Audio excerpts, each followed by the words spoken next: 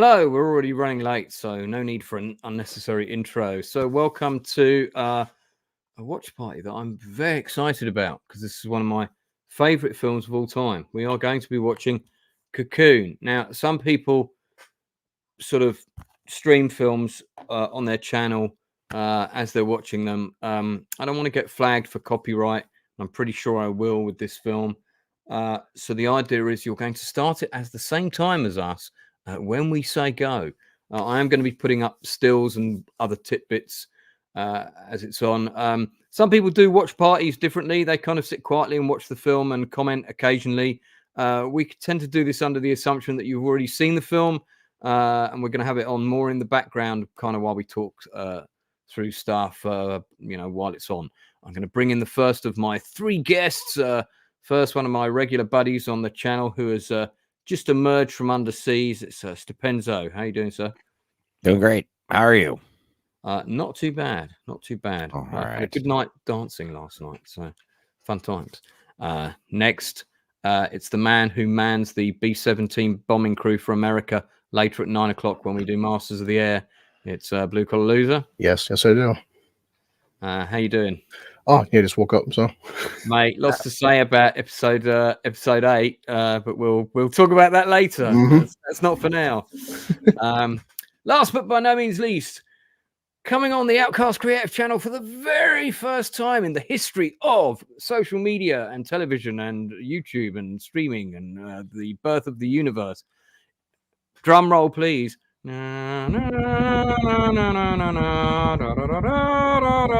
It's Antiderivative Jill. Was that intro sufficient, or did I underplay it a bit? That was fantastic. Well, since the beginning of the universe, I have not been here. This is true. Hello. Thank you so much for inviting me to see this lovely little film. I had no knowledge of it until you told me about it. Wow. What's great is that Jill has literally just seen Cocoon for the first time.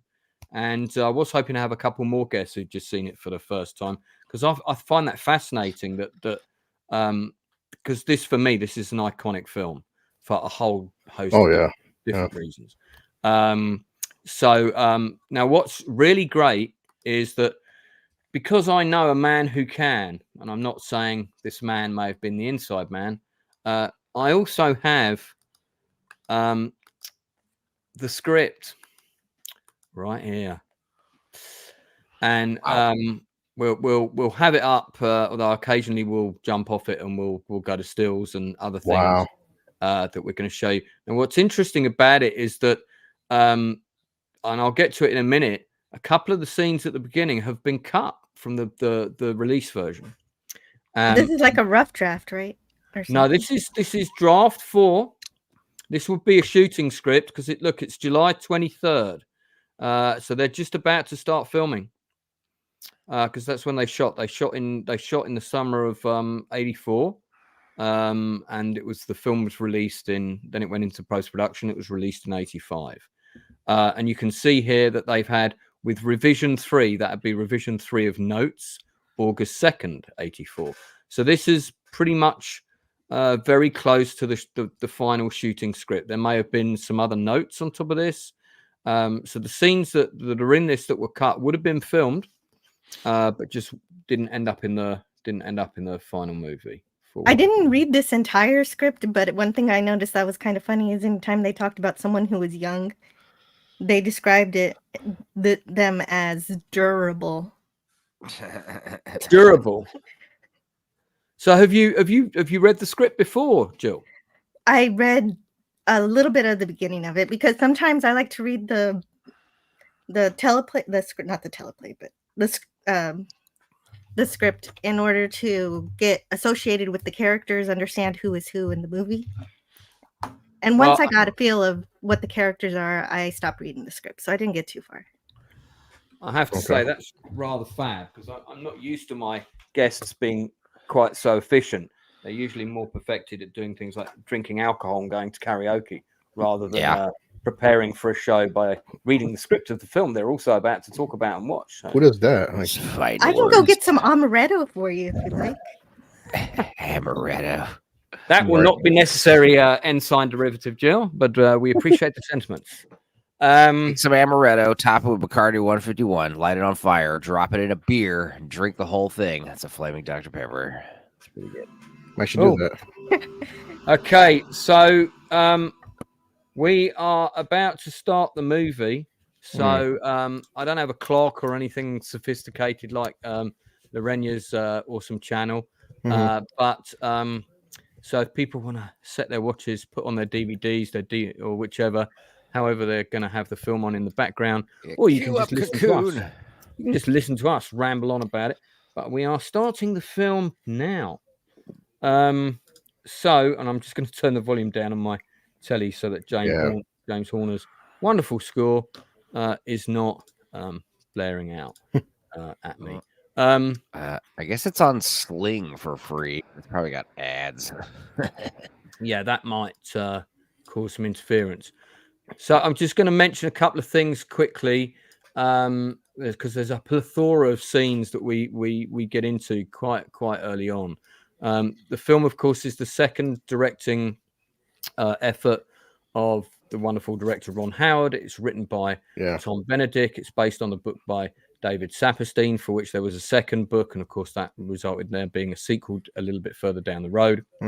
Ron Howard was not originally due to direct this film. It was actually Robert Zemeckis. But when the executives watched a rough cut of Romancing the Stone, they hated Romancing the Stone, and Zemeckis was fired, and Ron Howard was brought in quite late at the last moment. One of the reasons he was brought in was because his parents, who'd been in the business for a long time, knew several of the actors who were already cast. So there was going to be that sort of ease of transition. The DOP on the movie was Donald Peterman, who had shot Flashdance and Splash for Ron Howard before, and would also go on to film Star Trek IV, Planes, Trains, and Automobiles, and would be the DOP on Mighty Joe Young, who, of course, that was directed by Ron Underwood, who we had on the channel not that long ago. So at the beginning of the show... I think it's funny Zemeckis was fired for Romancing the Stone when that turned out to be a hit. Yeah. Which led to him but it hadn't been released. They didn't like it. Hadn't been released, and it didn't go through any. That'll be okay. He'll get Back to the Future. He's all right. Yeah, he's done pretty good since then. Won a few awards. Now the script at the beginning is largely unchanged. You've kind of got we're out in space. Something's heading towards the Earth. The shot with Barrett Oliver, who plays the 10-year-old boy, that's at the beginning. He's looking through his telescope, and we get some dolphins. I love the way in the script we have lead dolphin. I wonder if there was an audition process for lead dolphin. But I couldn't tell when the dolphins were real and when they were animatronic, so that was well done. They're mostly real, except for like one or two scenes, like when. There's one when it swims up to Steve Gutenberg in the water. That had to have been a fake dolphin, but it looks so real. I don't think it. I wouldn't be surprised. There was actually the shots where they come up and the beam comes down near the beginning of the film. They're all animatronic. Wow. I watched the making of, which is on the new Blu-ray. Anniversary. This is really hard to get hold of, by the way. So if you're a big fan of this movie, I suggest getting it now. There's a wonderful commentary by Howard all the way through the film, and it answered a lot of my questions. And yeah, the first dolphins you see in that big wide shot, they're all animatronic dolphins. Weird. They look. Have you pressed play on your movie yet? I want to make sure I. Yeah, I have. Yeah, I said that already. Okay, what minute are you on? Count us down. I'm currently on the scene where Don Amici is walking through the old people's home, and I'm really sorry. Can I have a timestamp? Gwen Verdon. I have to pause it to get a timestamp. We're like 5 minutes in, basically. God. Yeah, we're probably about 5 minutes in. They're walking down the corridor. They're about to go for their swim in the abandoned house. Okay, got it. Thank you. That's good enough. We need some men here to help us teach how to dance. He's like, I'll let you know if we find any. So that's what's interesting about that character is she's played by Gwen Verdon. Gwen Verdon is one half of Bob Fosse, Gwen Verdon, who were like this huge New York dynamic couple responsible for choreographing numerous Broadway and off-Broadway shows. The rest of the cast of the seniors, made up by Don Amici, whose career I was already familiar with from Trading One of my Places. favorites. Yeah, Hume Cronin, Jack Guilford, Maureen Stapleton, Jessica Tandy, and Herta Ware, whose family were persecuted during the blacklisting stuff. And I don't know why someone hasn't made a film about her life, but her life is absolutely You fascinating. mean like the communism stuff, the McCarthyism? Yeah, Okay. yeah. She went through all that. Well, Lord Toxic will be very upset if I don't mention this at least 5 times, because he says it all the time, and I don't think he remembers that he tells us this. But Wilford Brimley, in the making of this movie, was like 1 year younger than Wes is right now. Yeah, he brings it up all the time. Wilford Brimley was 49 when they started shooting. He had his 50th birthday during shooting, and he's actually younger than I am now. Yeah, and I just realized that today when I read that in my notes, and I was like, Jesus, man, do I want to mention that? That makes me feel so old. No, it's great because it's like he's one of those actors that's like, he looks super old, so it's like, yeah, we need old guys that are like rejuvenated. So yeah, just get younger dudes that just look old, or real virile, elderly guys. And all they had to do was color his hair and put liver spots. Yeah, well, and he had to notice is like he takes his hat off and his hair isn't like gray. His hair's like got like that platinum blonde kind of, Yeah. look to it. And he just ate a lot of pasta to fill out for the role. One of the things I want to mention here is that first time you're introduced to Ben, they actually have a car accident. So this is the scene with the car accident. There's a car crash. Oh wow! And they're driving with Bernie's in the car as well. This scene was shot, but it was all cut. And the first time we really introduced them is when they're unloading the groceries from the car, which has taken place after the car accident, which is like a minor car crash, but it was like a fender bender, and it kind of explained why the groceries were in disarray. Yeah, I don't think the film lost anything from it being cut. It's a couple of pages of dialogue. We get where we need to go a bit faster. But we realized that his driving license has expired. So it does set up the scene where he goes to, where he goes, has to go and get his eyes tested and go to the DMV and all the rest of it. So we get introduced to Bernie and Rose. Rose has got dementia, quite evidently, but is still occasionally a glimmer of the person she was. Her performance by Herta Ware, which was one of her last, is my favorite in the film. Just going to say, I really love her character. And there's 2 moments in the film where whenever I watch this movie, I will cry. And I bet you can guess where they both are. But we'll get to that. Lance, I do like very fast we set up the tone for the film, because we have, they see a person passing away. Now it's like, hey, what did doctors say? The doctors don't know everything, but very quick we see the tone of like getting older and losing people, and Yeah, well, we established that character's got cancer as well, don't we? So, yeah, because they don't say right now exactly what it is, but it's that hinting, like, well, how bad is it? It's not that bad, but we're not sure yet what's going on. No, yeah, well, that's all we get is the line that doctors don't know everything. Basically, that's all we get. The theme of mortality just begins where they see somebody in the nursing home passing away, and they just look at it like something that they see every day. Oh yeah. I mean, it's the fate that they know that's awaiting them, and it's kind of just down the hall sort of thing. This script is a very good study of setup and payoff, setting things up that are going to happen later. So they all segue into them quite naturally. Pretty soon after this, we get introduced to, after they've gone and had a turn in the pool. And again, you can see there is some dialogue here that's been cut. More Pepsi. Yeah, this bit on the radio. Oh yeah, one of the there's another thing in this screenplay. It reveals that the ding dongs did not melt because he kept them in a bag with the ice cream. That's one of the dialogues that was cut. Yeah, I like that. I actually really liked that piece. I'm not familiar with the ding dong, but it's an American sugared delicacy for anybody watching at home. I mean, it's more like a corn syrup delicacy, but same thing. And we're introduced to Steve Guttenberg's character, the character of Jack. This Guttenberg was kind of at the height of his fame. He'd done Police Academy. My God. We're in the 80s, Day man. after. That man was everywhere. Yeah.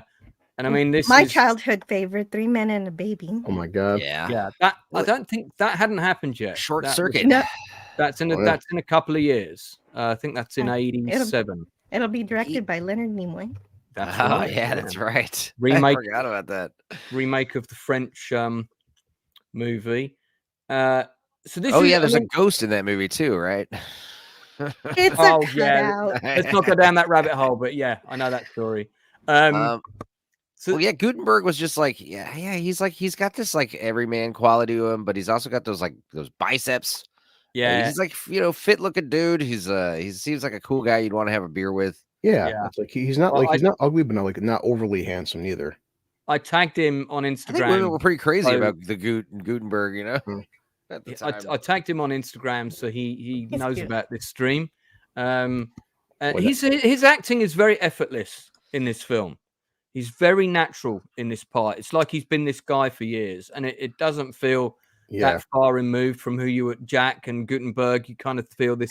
They're not too far apart. Yeah, but great in the role, and we're straight into. We know he's poor. We know he's broke. He's desperate. Suddenly, these strangers turn up. They want to rent his boat for a month. Yeah, and it's great because, first of all, he gets encountered. He takes a bunch of fishermen out to go do tourist fishing. And they don't catch anything, so then they're the guy's response is like, "I'm only gonna pay you half." That's not how it works, dude. That great line: "Take your embarrassing beach towel with you."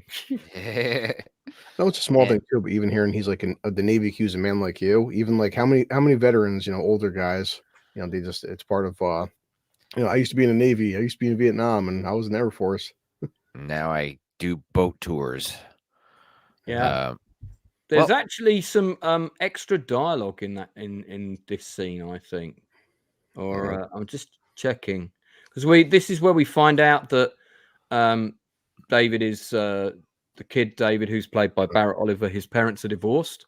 Yeah. And do you guys know what massive film Linda Harrison was in, who plays his mum? Well, I remember thinking the little kid was Wil Wheaton, and then I looked carefully. I was like, no, that's the kid from Never. No, everybody gets Wil Never Wheaton. mind. Barrett Oliver. Linda Harrison, who played his mum, was in this small, insignificant movie. Wow. Yeah, that's her there, and she plays the mother. Say one thing, Lance, man. She says like they're renting out the pool house for $8,000 a month. Like back in '85, that's a lot of money. Yeah, it's a big house on the beach, beachfront property in Florida. That's another thing I like about this movie. In the 80s, there was definitely like a big beach vibe, especially like Caribbean, Bahama beach vibe going on. Mm-hmm. Like, really, I think there was like some kind of, I don't know, like a arrangement with tourist companies or something, or travel agencies to like, I don't know, push more of this Miami, Bahamas kind of reggae vibe that was going on. The whole Miami Vice vibe. But I like how this movie has like that Miami 80s setting, but it doesn't fall into those typical tropes that you see at the same time. It doesn't feel that dated. Even the 80s clothes in this film are not too over the top. Beachwear is beachwear, Gutenberg shirtless, boy. So now they've gone to the house. They can't get in because they see the house is being rented. Now we're at sea. Jack is looking at the map. Yeah, Japanese use these. Sure. Yes, I like that because he wants to be professional and look like he knows what he's talking about. Yeah, and the dialogue's different. The dialogue's different. That must have been a Gutenberg improv because he says we're in the Devil's Triangle. That's not in the film. Here it sort of must be magnetic fields or something. And then that's when he tells him to look at the map. But it's it's all different. Before we get on to the next scene, I'll quickly show you house. They go into the Ben goes to get his eyes tested. The house from Cocoon was actually up for sale last year for $11 million. Wow. The house could have been yours from Cocoon. Here it is in St. Petersburg, Florida. There is the original pool. Now that was not on the property when the film production company hired it. They built that especially for the movie. But the facade of the house was, I mean, it was only built to last for the film. It wasn't built to last forever. So when the new owners of the property came and bought it, they knew that they wanted to keep that. So they had it rebuilt. They had the roof completely redone and everything, so that basically it would live up to hurricane specifications, because if there'd been a hurricane, it would have just blown straight down. Not if, when. Yeah. When there's a hurricane, it will happen. Right. Yeah. Yeah, definitely. Definitely. This is Jill's house here with Florida. the tennis court. Yeah. I mean, that's the thing, is like people like living on the beach so much. It's so cool that you are willing to put up with that, 4 or 5 months a year, that risk. Well, and also they also built the pool according to the movie design. They did. Yeah. Oh yeah. You don't want to be like, oh, this is the house from Cocoon, and people show up to your pool house and it's like, this isn't the pool from the movie. You lied. Yeah, the pool was up to spec. The house was not, so they didn't have to rebuild the actual pool, but they certainly had to rebuild the structure. I also like when the lady's like renting out the place to Dennehy, and he's like, she's like, you're gonna need a pool guy. He's like, I'll do it myself. Too much chlorine in the water. I like these hobbies. He did a voice pretty well. Yeah, I'm just talking normally. I'm not trying to do a Brian Dennehy accent or anything. He's like, I have such sensitive eyes, and the woman goes, but they're so lovely. And he's a bit embarrassed. He goes, thank you. Well, I mean, he's a big dude with buying a pool house. I mean, now we get the underwater. But also he's an alien. Or with the cocoons. So Ben has to unfortunately give his car up. And again, there's some lines in that scene that were cut. Wow. So not in the finished movie. Based on what I'm seeing in the screenplay, I'm glad this movie's a little tighter. I can't tell you how many times. I mean, that's normal. It's pretty par for the course. Yeah, there's a lot of times where I've read some scripts based on movies, and it's like every scene there's like a few extra lines, and it's like, I'm glad. Yeah. Glad they cut it out. I don't know. Maybe I'm just like you're just used to the way you saw it, Yeah, I don't like things that are different. Some of it will have been changed by the actors as well once they've got a feel for the characters, and they might say to Ron, hey, I think he'd say this instead of this. And sometimes is that improv, Lance, where Gutenberg says, watch out, those dolphins look pretty horny. Yeah, that was improv. You guys know about dolphins and what that line is about, right? I mean, I don't want to tell you about it. Well, it's true. They're very much like dogs in that way, but it actually plays into the alien nature of the rejuvenation from the cocoons, that it also happens to the humans. Yeah, right. Yeah. The dolphins are very virile, hanging around those cocoon eggs. You're right. I didn't think of that. But yeah, dolphins, man, they're jerks. Yeah. Well, stay out of them dolphin caves. You'll never come out. It's because they know we're the lesser species. That's true. That's why. Yeah, I mean, dolphins have basically X-ray vision with their sonar. They can see what's inside boxes underwater. They can do all kinds of crazy crap we're barely like understanding. They're insane. Yeah. Also, when a dolphin's in the womb, they look just like a little human embryo. So we're on. Right. If you look under the flipper of a dolphin, you see fingers. They have fingers. They have 5 finger bones. Also, the other thing, I like to think that the dolphins are human evolved from the future. That is entirely possible and would not surprise me. So we're on the scene now where the eggs are being unloaded from the boat. If anybody wants to stick the film on who's arrived late. Now they're in the pool. And this is the conversation that's transpiring on my telly right now. We're about 20 minutes in. Yeah, we're on page 31 of the script. And that's pretty much word for word that scene. It's there's pretty just giant pretty much stayed the same. egg rock things in the pool, and Yeah. I don't know, these guys like swimming, so they don't care. But also I'm assuming the water is it's still chlorinated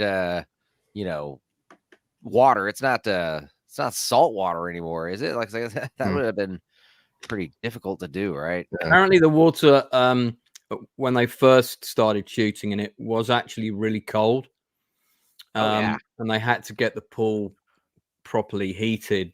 I think when they first go swimming and Wilford Brimley like dips himself in the water, I think that was like legit. Like, yeah, no, it was. yeah. Ron Howard commented on it on the commentary. It's always better to just jump in. Don't slowly walk into the cold water. It's not cool. It's cool too. Like it's very instant. Like within like was it like 2 minutes are in the water? I feel great. I feel fantastic. Like you guys just jumped into the pool and they automatically are feeling better. It's they have to pretend like it's warm now. Yeah, but the first time they go in, you see them, they just kind of float around, they walk back. But like the second time they go in the pool, they're jumping off the diving board, they're like racing each other and stuff. Yeah, well, they're at the pool now. There's like 4 cocoons in the pool. The cocoon props look really good, made out of fiberglass with various things attached to them. Really good job by the art department. Did you guys see my tweet about my cat? My cat wakes me up every day at 6 a.m. to go outside, right? That's what she's been doing. But she did the same thing this morning at 6 a.m. But what's crazy is it was daylight savings. Mm-hmm. She woke up an hour early. How did she know how to do that? How is this relevant to the Cocoon movie? I just thought it was weird. Yeah, okay. Save weird for later. Cocoon. Yeah, so the old men now they're doing dives, they're doing cannonballs, doing front flips. Like, what's going on? Okay, so yeah, they're getting much fancier. Earlier, they were just happy to lay around. Yeah, in the scene where they're all diving about and messing about in the pool, it's always them jumping off the diving board, I think, except for one shot where Don Amici does a flip. And then I want a second opinion on when Wilford Brimley accidentally bangs his bum on the board. You guys know the shot I mean? Mm-hmm. Yeah. Do you think that's him? Or was that a stunt guy? No. I think that's really him. Yeah. It's like he does the little I know what you mean. Like the little sit on the little jump, sit on the diving board and bounce off kind of thing. Yeah. It's good segue. He's like, look, you got a boner too. He's like, blue steel, a cat couldn't scratch it. All walk home. They all walk back to the retirement home with boners. Yeah. And, it's a little weird. I don't know. If I was ever hanging out with blue collar and you had a boner, don't tell me, please. I don't want to know. I'll mention your cat. Yeah, you can have the same promise from me. But it is weird, but go ahead. They have to. This is not a normal occurrence for them, so of course, right. They all got boners. High fives all around, gentlemen. We did it. I like how when we cut to and this couple's a real life couple, right? These guys were really married, Rose and the boxer guy was not Rose, Alma and Joe, who are played by Jessica Tandy and Hugh Cronin, married. They're really married. They're also married in real life. The kindly old couple in like Batteries Not Included, I think. Yep. Yeah, there you go. But it's funny because like we cut to him in the bed and he's got this huge like tent in his bed from his knee, and I was like, that's not. No, right? That can't be. No, that's he's got his knee up. I think that's. I was like, that's huge. Boy. Yeah. I think he's just, he does have his knee up at that point. I was like, whoa. He's got his knee up to hide the other mini tent. Further below. Kind of box TVs. Now, I gotta say, Don Amici is such a baller in all of his movies. Not just this white one, suit but and the flowers. Like this is how you court a woman. Yep.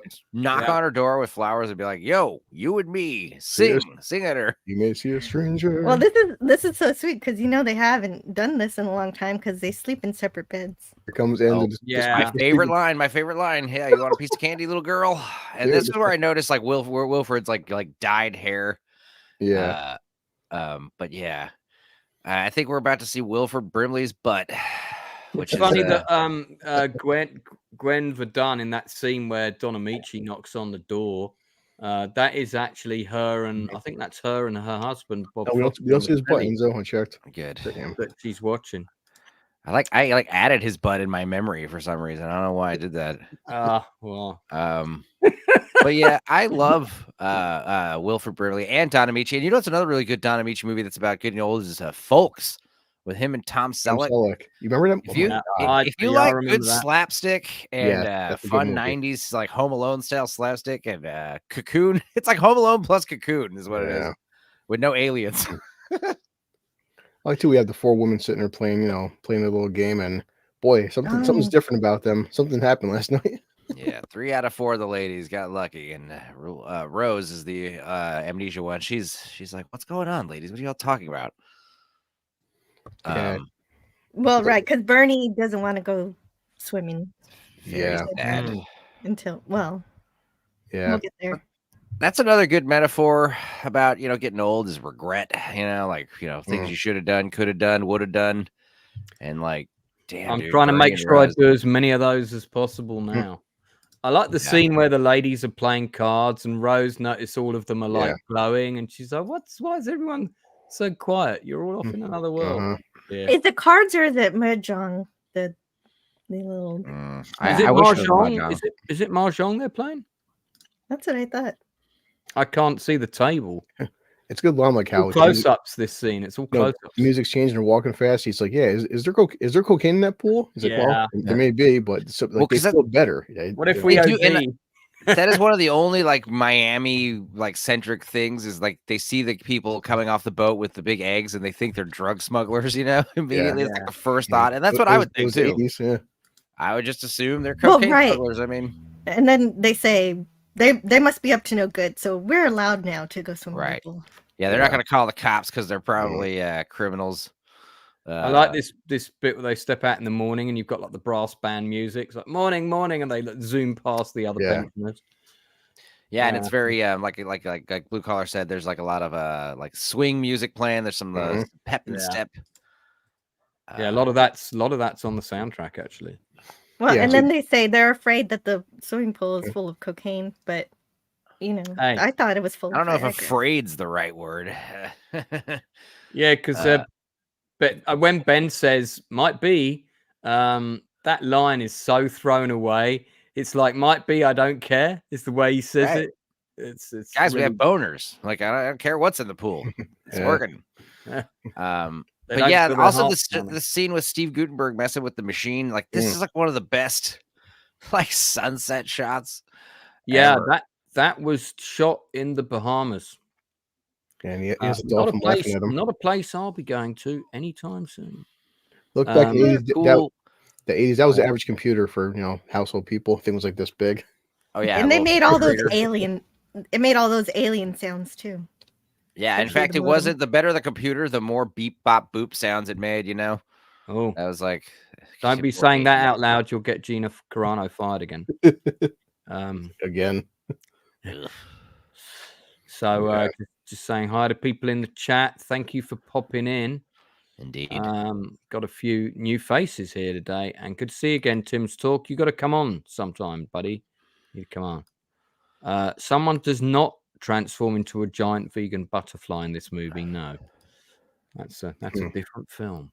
Yeah, no, that's Cocoon: The Return, which that is what I think of when I think of cocoons. Yeah, butterflies. Yeah, moths. What other animals getting cocoons? Not just butterflies, right? There's a few. Well, aliens cocoon people.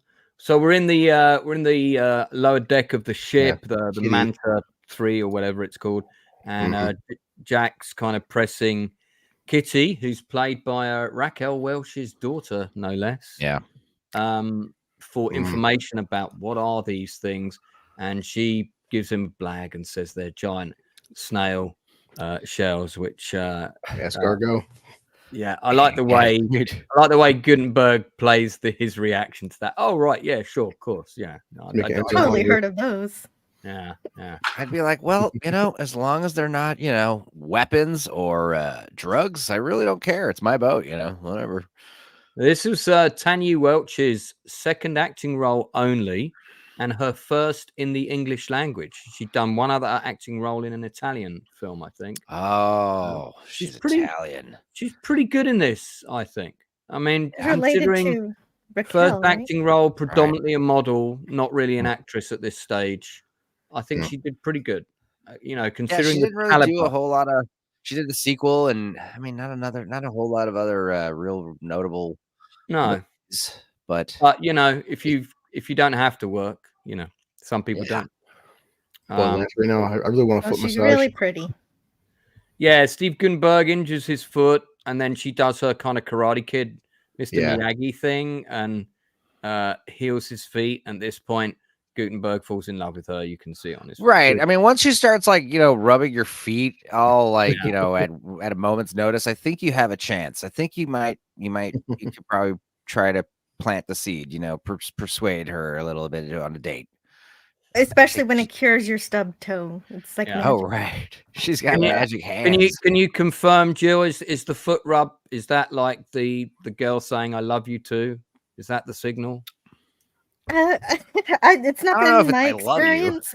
I think it just depends on the situation. I think the utility of it was. If she's willing to rub your feet, she's probably maybe entertaining the idea that you're a cute guy or something, I mean. I'm going to go with it's not been my experience as the official answer on that question. It's kind of fun, this dialogue. He's like, I'm not just out to nail you. I like to get to know you as a human being. Oh, and that upsets her. I thought that's that would kind of I'll talk to you tomorrow. And he's kind of like, what? I said the right thing. If he'd said to her, I want to get to know you as an illegal immigrant, do you think then that would have worked? Yeah. I want to get to know you as an entity. Entity, yeah. If she gets uncomfortable, she goes. She's still on her mission. And if it's in order with the script, we should cut to the doctors next with Doctor and Joe gone to see his. It's a miracle. Yeah, he's gone into remission. It's interesting in the script that it says the same youngish doctor is behind his cluttered desk. The doctor's really not that young, from what I remember from the casting. He's more like kind of 40. Maybe that might just be the kid in me thinking he's older than he is. Yeah. But, and Joe has had complete remission of his leukemia. Yeah. Definitely. Pretty awesome. Yeah, this is it. Yeah, let me see this doctor actor. He looks a bit like John Lovitz, I seem to recall. It's not John Lovitz, but it looks a bit like... No, he's pretty... This guy's like 40 and he looks like he's about to die. Wow, yeah. Yeah, it's because he's grey looking. He's probably a different. Yeah, so I guess youngish doctor didn't really work out in the casting. Well, everybody's happy. Let's go out celebrating. Let's go out dancing. Because hey, his cancer's gone. He had like a beer bottle sized bottle of aftershave right there. That was crazy. Oh yeah, that's how you do it. A bottle of liquor. So now we go to the ballroom dance. I've been to this location. It's in St. Petersburg. Beautiful room, and all of the people that were in this scene would regularly meet up and do it there for real. And they had limited time at this location, so they had to plan it really carefully because that's the only way the society that ran the dances and things here would agree to let them film. And apparently this is at a real dance, and they kind of incorporated it all into the shoot.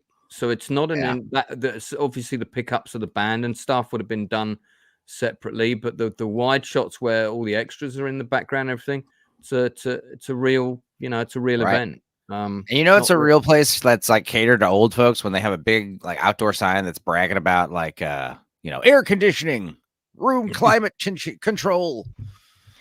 Salad bar that will only give you food poisoning 60% of the time. I really like the lines that the ladies say here. I'm gonna go ahead and assume goodwill, and Mary, that's Alma, and Mary says, I'm going to assume mental illness. Yeah. Yeah, that's nice. And of course Gwen Verdon and Donna Michi are the first two to take the floor. Of course, she's an expert at this. So actually, if you look when they're dancing, even though the man is supposed to lead, you can see she's slightly leading him. When you watch that footage, this is when we get a hint of Jack's younger days and because his youth has returned to him. He's checking out the younger ladies.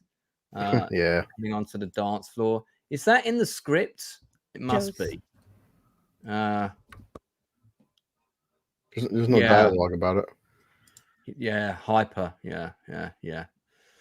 Yeah. And of course, we get Bernie, his wife, and everyone's dancing but Bernie. And she's like, Yeah. "Oh, Bernie, take me out there." And he's just, Right? yeah. No swimming, no dancing. Yeah. You knew that you married a 2 left-footed, stickler. Sorry. Yeah. Drummers don't dance. It's like a rule. It's the bit with the lines with Bernie and Rose. They're not here. I don't see them. Really? Wow. Yeah. Hmm. So I wonder if that was play- added. That was a pickup, or it's done in pretty tight close-up. It's not in this draft, I don't think, because we're now onto the scene on board the ship where Miss Welsh is changing. Yeah. Yeah. Well, Gutenberg's stuck. He's something's up with the engine. He can't figure it out. So, like, what's going on? He accidentally discovers he can spy on Kitty. Yeah. Yeah. I mean, if you had a boat, that there's a peeping hole there. Every nook and cranny of your boat. Well, indeed. Also, I don't. I don't know. I like the idea of living out in a boat, like a boathouse. It's like that masculine urge to live in a boathouse and just live off the sea. But then you realize like most of your time is going to be like spent down in the engine room, figuring out what's wrong with the doing boat. repairs and You're like sorting out damp issues and motion sickness. Calls himself Peeping Tom, but also, a scene like this would never pass in 2024. No, I disagree. You have a guy on a boat peeping on a woman without her consent. Come on. Well, doesn't he? He has a go at himself, so they kind of frowning at himself, hesitant to go back. He says, "You're better than this, Steve." Because the thing is, like, he's not. Obviously, Jack is not like some kind of incel. He's probably got good luck with ladies, or he's not a So he's got his standards. He knows that he's better than this, but at the same time, she is getting naked. It's like it's impossible not to look. I mean, you could try, but then, it turns out that these aliens are made out of like glow. What was it like grow lights? I mean, have you ever seen those like UV growing lights for? I won't lie, to a 5-year-old back in the 80s, this scene kind of freaked me out. Seeing a weird glowing alien with white spandex on. But that's kind of one of the best things about this movie. It's just like Tremors and some of these other great movies. There's no actual bad guys in this movie. It's just like, oh no, the aliens. We meet the aliens, and there's no ill will. There's no problem. The alians are chill. And you're like, oh. He's got the bad guy in the movie is actually time, because it's the enemy of, and this is the writer in me pointing this out. It's the enemy of both the characters. The aliens are up against time. They've only got a limited window in which the cocoons are ready to be taken on board the ship and removed. And it can only be done, it's explained to us, it can only be done within a certain time frame. Otherwise, it's not possible. The old folk are up against time because they're going to die. And that's the main theme for the whole movie. So I also love it when you take like really outlandish, like a sci-fi movie about aliens, and yet it's like the movie's really about like some of the most human standard issue stuff that we all have to deal with. Every human being on Earth is like, I love Gutenberg's freaking out. What's wrong, Jack? She's not normal. There's something very abnormal about her. I like how the aliens. Go ahead. That's one of my favorite shots right there. Sorry, Jill, go ahead. No, that's okay. I'm sorry. If you try to eat my face off or take over my body, you're going to be sorry, Mr. See how he fixes her ear right there to make up? He pulls her ear back. Yeah. It's and that is all in the script. If you're going to try and eat my face off, you're going to be very sorry, mister. Very, very sorry. They're doing so I love that because at least Jack watches a lot of science fiction. At this point, you think he's in trouble, and that's usually what it means. But I like that these aliens are kinder, gentler, and I do appreciate when science fiction is more optimistic in that way. I like the way Walter sort of jokes with him. It's like face eating. I've never heard that. Is that a delicacy? Are you sure I shouldn't try that? No, don't try that. No, that's fine. Yeah, haven't you ever heard of head cheese? There's a dolphin laughing at Jack again. Yeah, this dolphin that pops up right next to him, that has to be a fake dolphin, right? I mean, but it looks so real. I mean, I don't know. It's like you look at the fake shark in Jaws. That thing looks silly. And Are you talking about when he when didn't he work. dives into the water? yeah, he jumps in the water, which is obviously Yeah. foolish because you're in open sea. And then Yeah. he's like, I should probably get on the boat. And this dolphin just pops up right next to him. Ha ha ha ha. Yeah, Always laughing. that's operated by a guy in a scuba suit. Mm. Yeah, it had to have been because Yeah. like there's no way that's an animal trained. If so, that would have been amazing. But Yeah. the dolphin looks real. I mean, No, you know, it does look really good. you got like 5 real good head puppets of a dolphin, and by God, we're gonna use them. Take over my body, like you said. I really do love this shot because at the time, of course, the special effects in this film were pretty groundbreaking, and a lot of them do hold up. Oh yeah. This moment was just so cool. I was already following Brian Dennehy's career because I'd just seen Silverado the year before, first movie I ever saw in central London on a big screen in 70mm. Yeah. And that was it. I was like a Dennehy fan, I've got to see everything this guy does. Well, it seems so funny with Walter. Tommy boy. Walter's so nice and everything. He's so laid back, but of course, like he's having fun watching Jack freak out. Yeah, I mean, I feel like this isn't the first time he's had to explain to a human that he's an alien, but probably not like, he hasn't done this a whole lot, Of course, he's like, Jack, sit down. I want to sit down. Jack, sit. He's like, he sits down. Yeah, I mean, yeah. You got when you're going to be telling people crazy stuff, it's always better to sit down. None of this is bad for America, I guess. I like that line. Yeah, that's some great patriotism of the time. Right. Yeah. You're not, what if like, these rocks that he's helping these aliens smuggle or some kind of, some kind of alien pathogen or weapon or something. You don't know. But yeah, this kind of 100 centuries. That's 100 centuries is a long time. Yeah, maybe a little bit. Yeah, yeah, 10,000 years. Yeah, that is a long time to be suspended. Yeah, I also like that. I mean, this Edgar suit style of the aliens, where they just wear these like prosthetic skin suits that just like slip on perfectly.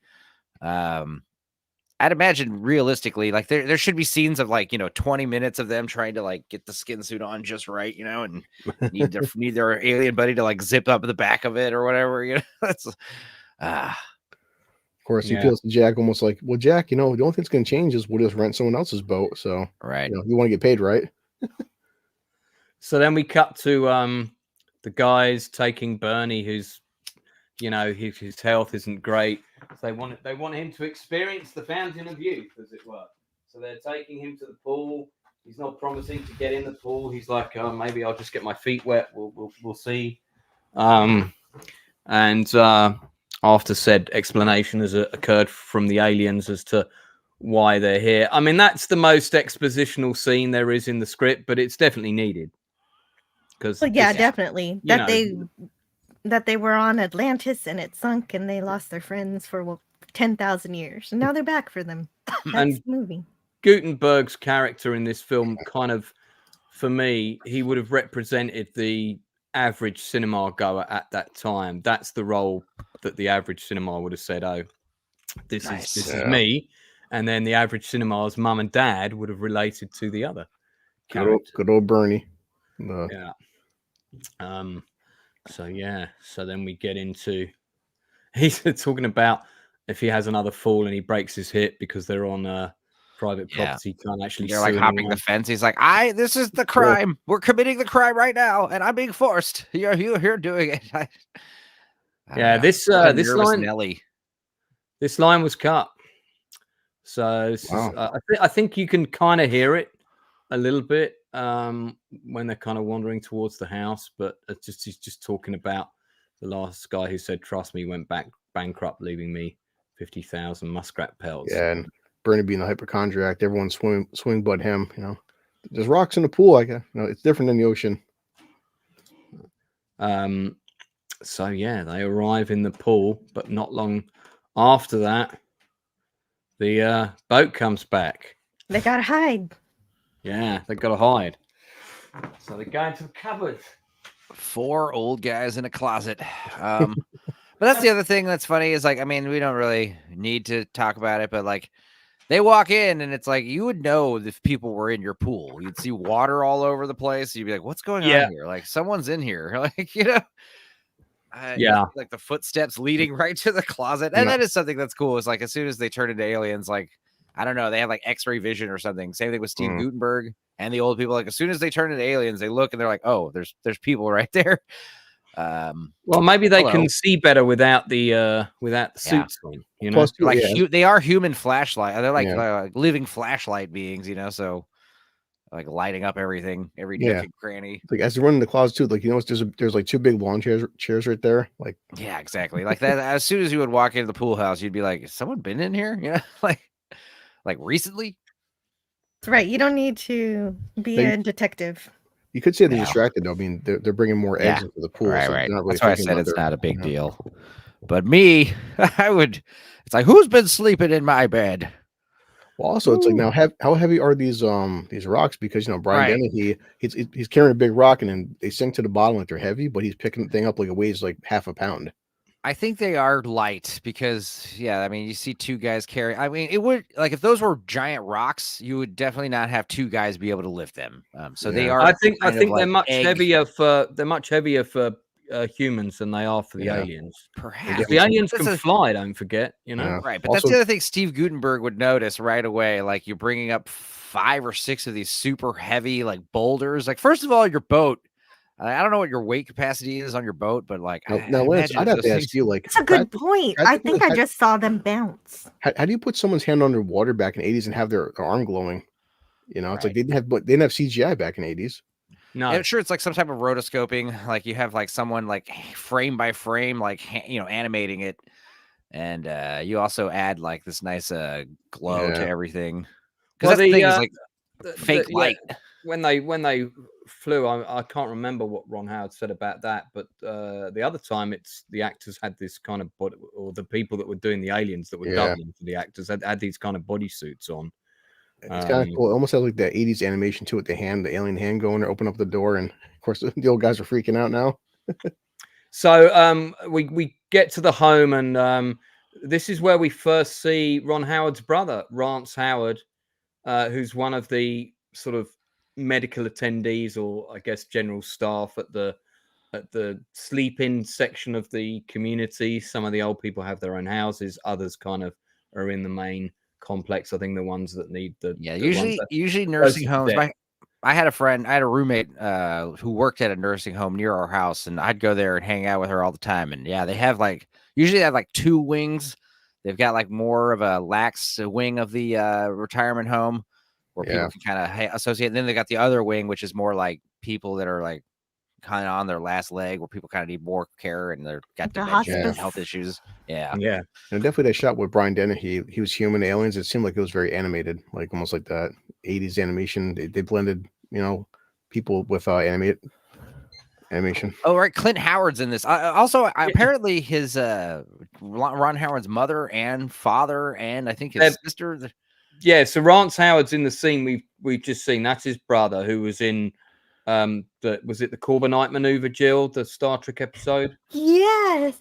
He's the baby, the baby alien at the end. Yes, he played the alien, and he wanted you to enjoy the Trania, the brother. The orange. Rance is the dad. Right. Thank you. The orange drink, Trania. So Clint's the brother. Sorry. So Rance Howard, who's the father, is in the film later, and the mother is in Gwen Verdon's dance class. I see. So the whole family are in the movie. Yeah. Also, Steve Gutenberg, he wanted to work with Ron Howard, so he accepted a smaller pay than normal, because you have to understand he was basically like Will Smith back then. Like he was big. He was a huge deal, Steve Gutenberg, which is funny to think about. He was like Will Smith before he punched anybody. Slapped. He didn't punch.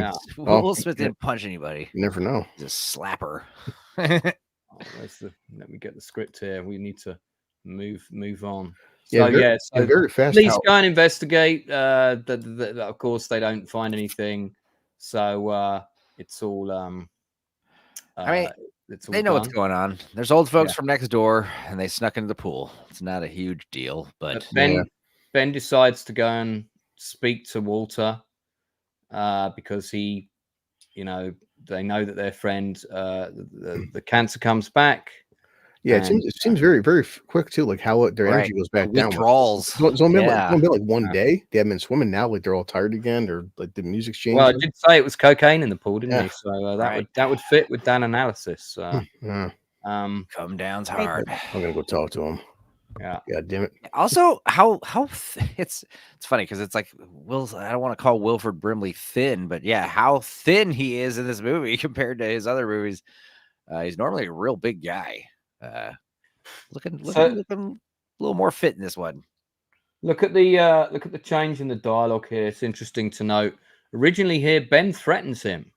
Really? Why should I let you use the pool? Which sounds better? A few old people in your pool once in a while, or ABC, NBC, CBS, the cable network, Ron Burrett, Steven Spielberg, don't like that magazine. Oh my god! The entire staff of the National ugly. Enquirer and the government of the United States all asking what the hell you're doing here. Wow. Mulder just says we could handle that. That's it's much better. It's much better that you just come with your hat in your hand and just ask, "Hey, please." I'm so glad he didn't threaten him like that.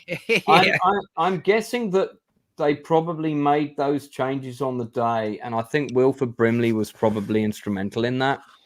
He probably said, "My character wouldn't say this. He needs to appeal to the alien's humanity, for want of a better word." So, but also to his alienness, because it shows how alien Walter is, that he believes a secret like this can be kept among humans. Indeed. Yeah, that's the thing. I mean, I think also some ground rules would have been good because, like, we find out later, you shouldn't have too many people in the pool at once. And I think that would have been an important little. Hey, it's like the Gremlins, the Mogwai rules, like three rules. He always says, like, we're just 4 old farts in the pool. No one's gonna notice us here. Right, but I would say I'd make sure to say, hey, well, seriously, don't put more than 10 people in here at a time. Seriously, like, let me explain what these things are. Force. Yeah, there's this important life force. Let me explain what these things are, rather than just don't touch the cocoons. Just be like, dude, there's my friends are in there, and like they're fragile and all this stuff. Well, we have to energize the water. The scene where he was given the 500-page guidebook on how to use the pool was cut. So unfortunately, so then this is the bit where they're then trying to. It's at breakfast, and they can see Rose's health. Her health is failing, and they have the argument, which is quite a key moment in the film, when Bernie says, "Don't threaten me, Joe. I don't need your threats," which suggests that they've had this kind of thing happen to them before. I mean, Brian Dennehy says earlier, he's like, every 10,000 or 11,000 years, I make a real big mistake. You mentioned Atlantis. That was the last mistake. Yeah, like Lord Toxic saying, like, how humans follow rules so well, you know. But it's more like Brian Dennehy could at least, because like at the end of this movie, kind of, you can't really get mad at the people because it's like, oh, you brought all your friends. I know you told me you wouldn't, but I didn't tell you that you would kill my friends if you did that. So that's kind of on me. You know, I should have let you know. Well, if you tell someone the rules and then they break the rules, then you can, you know, at least, you know. Yeah, exactly. He didn't know. Bernie had no idea what was going on. A great scene right here with Bernie. Bernie's like, you don't want to go. And it's like, well, listen, you don't want to do it for yourself, Bernie, fine. But like, Joe needs this. His cancer's coming back. He's sick. Yeah, what's crazy is like usually you would be thinking, okay, this is a bunch of malarkey. There's no fountain of youth. This is silly. But when you actually see the aliens, you would think like this would put the fire under your ass and be like, we got to get in the water. But like Bernie, he's just got his it's you know, going against nature, you know. It's not he's got his blinders on to it. Yeah, what time code are you on now on the movie? Because I had to restart mine. Oh, anyone? We're about like 54 minutes in. Yes, 54. Confirmed. Yeah, I'm at 54:30. Yeah, Bernie and them talking outside of the car. So, come on, Rose, let's go. Yeah, well, and I almost thought the ladies were going to have an adventure because Beth said, "Let's go investigate," and Alma believes it. Mary doesn't believe it. Beth like, decides to be the scientist about it, but then the whole thing with Bernie, it's like nature taking its course. Well, you could debate that's modern medicine. I mean, come on, like, you know, I got my appendix taken out at 16. If this was 100 years ago, I'd be dead. You know, you don't have an appendix? Nope. Weirdo. Yeah. So the guys take the ladies the three main guys over to the pool, and we kind of go into, I guess, what you call a big compilation montage scene. Yeah. Like dolphins. And I guess it sort of establishes that probably roughly about a week of time, give or take, is included in this segment where they're regularly using the pool. They're going out and having fun at night. I thought that they're just using the pool day one, and then the ladies get exposed to the aliens like on the first time they're in the pool, which is like, that's a bit of a culture shock. Only a 20-second scene. We see Gutenberg. He's reading a book about extraterrestrials. Yeah, I thought that was kind of funny. Yeah, now there's quite a few shots which suggest a passage of time of a few days, because you've also got various different bits coming up, including the date and with Kitty and Jack. But right now, it's funny how all the wives see the alien in the robe and stuff, but the alien's fine with them bringing their wives there too. Is like, I mean, hey Pillsbury, how you doing? And the alien's all smiling and waving away. I mean, you're at least allowed 6 people in there at a time, and that's the other thing. Like at the end of the movie, when everyone jumps in the pool, it's like, if there had just been like someone to say, okay, look, if I'm not going to stop you from getting in the pool, can I at least ask you all to go in like 6 or 7 at a time, and then get out, and then the next 6, like, I don't know, come on. I don't know. The rules were unclear. You can see in the script here, by the way, if you look in the top right-hand corner, you can see where all these scenes of the running order's been added, so people know how it's going to change. Okay. Of the edit that'll come later. Montages. Well, comes back when now his eyesight's fine. Now he can drive again. Yeah. Fine. He reads the last line, so well, he's got LASIK. This scene here is cut between Art and Joe. Talking about sex, better than Singapore. That was just sex. This is sex plus laughing. You need to keep it family friendly. But this is this is the only part of the movie that seems very 80s, when they go out to the 80s club and all the 80s people are breakdancing and laughing at the old people dancing all old style. It's so silly. I know. But it's pretty cool when Don Amici then goes and does the head spin. That got a massive laugh. Oh yeah, no, it's amazing. I rewatched it, and it's still like you can't help but like put a big smile. They're actually playing poker. They're playing poker. One of the aliens is in alien form as they're playing poker. So do you know if that breakdancing was done by the actor, or was that? He just did a bit of moonwalking. The rest of it was done by a body double. Definitely a stunt double, but that would have been amazing. Don Amici, holy Lord, I wouldn't be. I wish that was true. Don Amici was one of the Rock Steady crew, I think, who doubled him. Huh. Oh yeah, because breakdancing was fairly new. I mean, it fairly new to the mainstream in the 80s. I don't think. Yeah, it would have been. By the time this movie would have been made, it would have been huge, because you would have had body rock, break dance, and Beat Street had all come out the year before. But it's only something real quick pays off later. They notice that Walter's wife, she's up in a tree, and but like other people are noticing too that their whole new like biggest they're big like rejuvenation with energy. Like all of a sudden, that's the other thing. Like you guys, they don't even come up with an excuse like, oh, we're eating ginseng or something. Just say they just all of a sudden have the fountain youth, and they're acting new vitamin. Yeah. But then again, it's also like this greediness that humans have. Like you want. You've got the secret to mortality, and it's like you don't want to tell other people about it, which is kind of fucked up, effed up, whatever. Yeah. But I mean, it'd be hard not to look at all your friends that are old and struggling, and just like wanting to tell them all about it. Yeah, I love the shot. You see a pair of feet, then you see his torso, and also it's not him, but there's no way he's moving like that. That break it's he's only doing the upper body stuff really, and I think he might have done a bit of moonwalking, but it's a fun scene. Another thing is like it's got to be rougher for Rose and Bernie, because like they've got to be witnessing this montage, and I guess Rose probably doesn't even remember being asked to go to the pool, maybe, who knows, but there's got to be this guilt. And that's the other thing is like when they go to the pool for the first time and Bernie makes the big scene and kind of ruins the vibe. It's like, no, we're all leaving. And they kind of have this like sour note. You think that, Bernie probably thinks like, oh, they're going to be sad I didn't come. But it's like, no, they're at the pool. They're at the pool later that night, not even caring, Well, you're right. Rose lives in the past. So I don't think that what you tell her is something that she's going to remember in a few minutes. Yeah.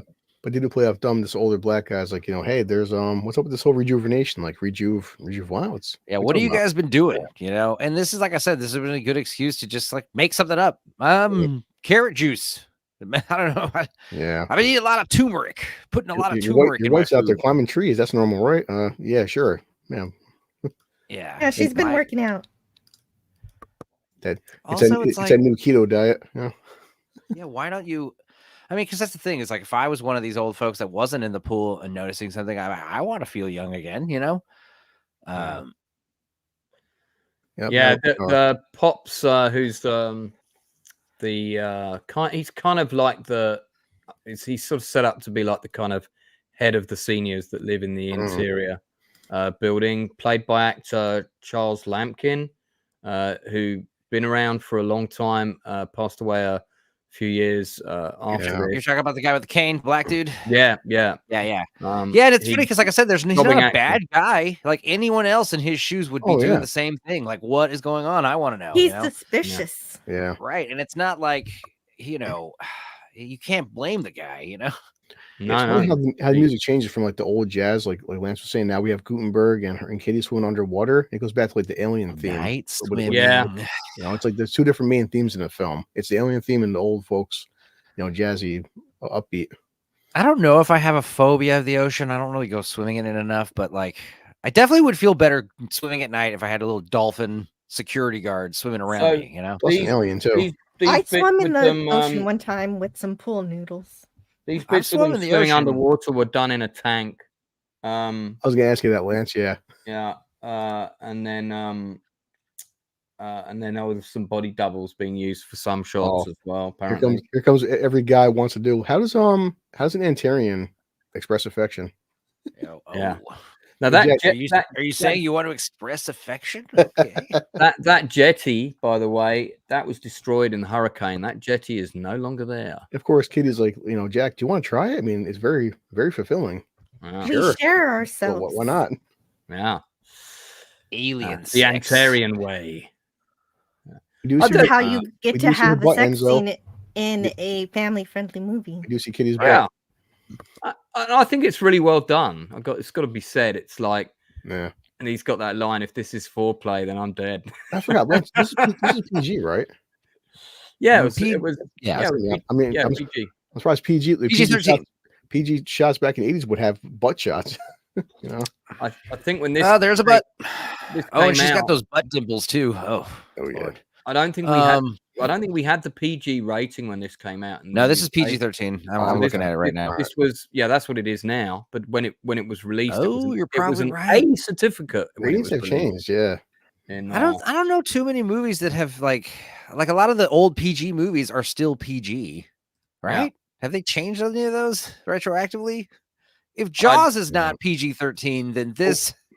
Well, we used to our certification system was different from yours until it was universally adopted worldwide. We had U certificate, which was universally okay for all. We had A, which meant it was okay for kids, but it had some adult themes. We had AA, which was the equivalent.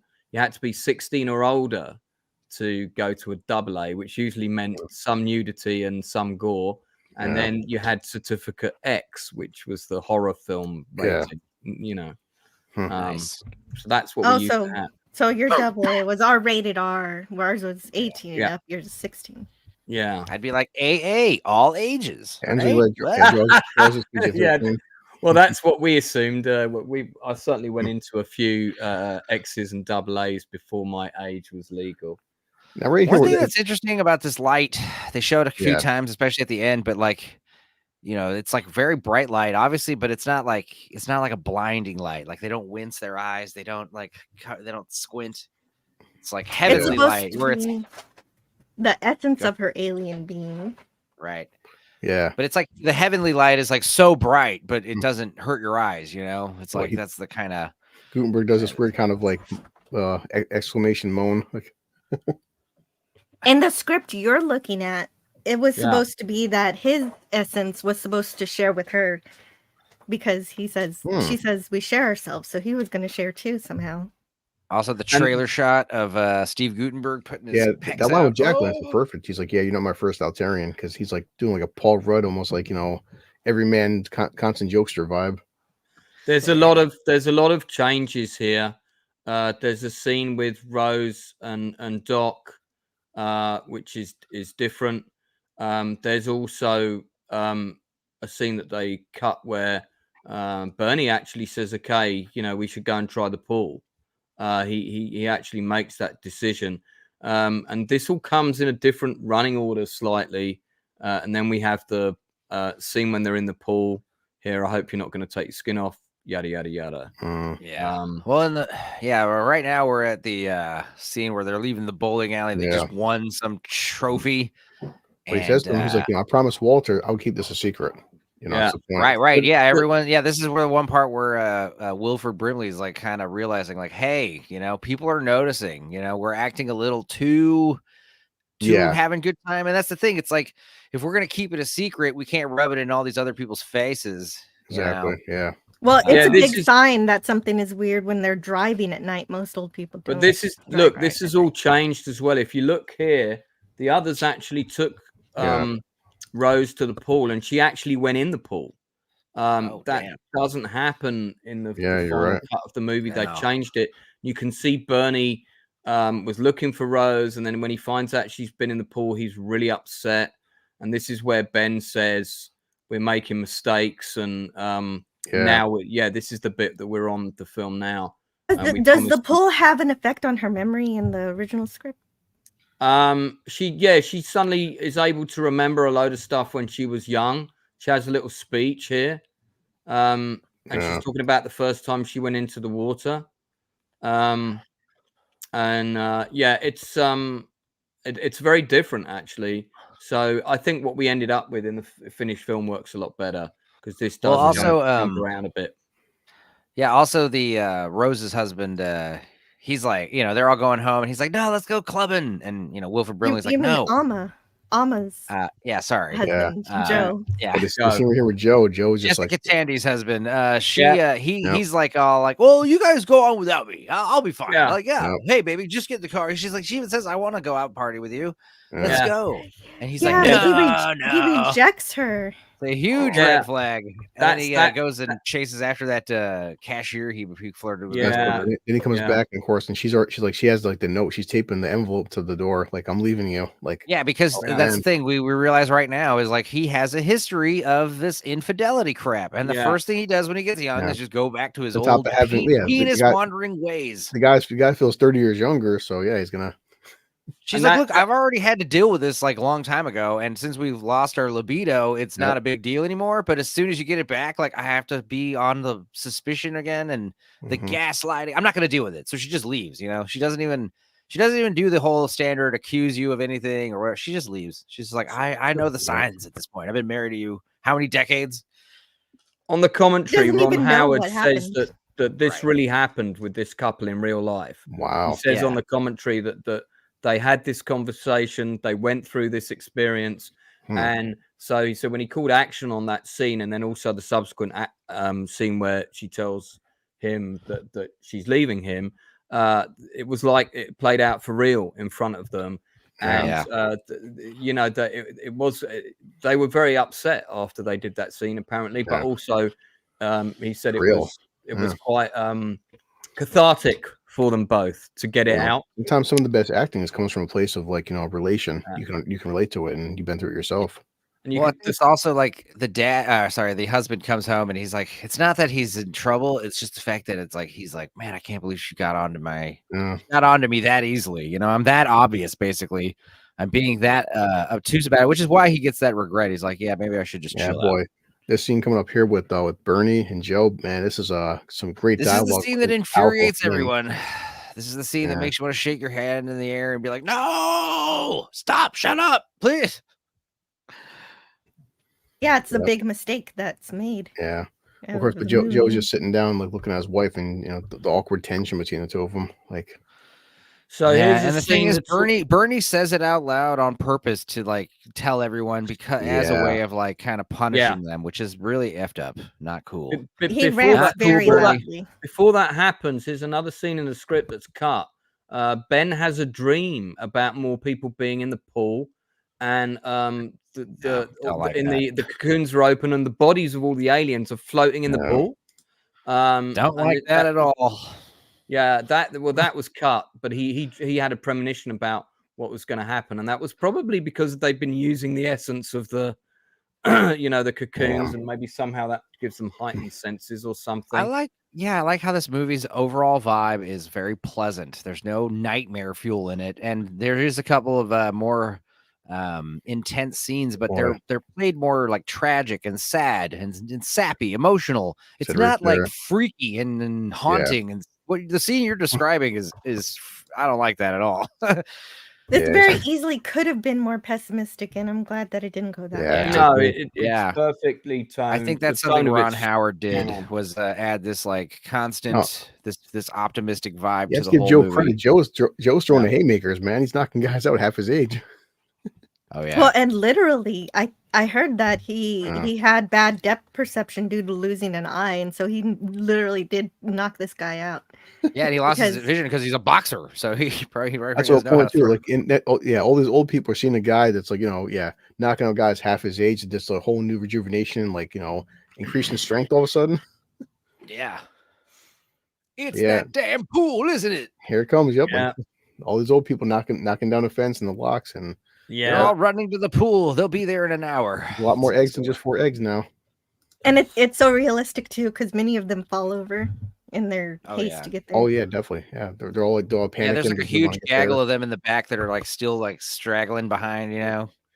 The ones that fall over are actually stuntmen and of course or women, and Ron Howard talked about that in the. I'm sure a few of them are just men in old lady wigs and dresses in the back. And of course, as people do, we expect this. 2 of them start picking up an egg and like, oh, why touching the eggs for? Crack it open, drink the insides. Like, all right, guys, you guys look settle down. You guys are going a little overboard. That's something you would do, Enzo. You tried cooking the thing.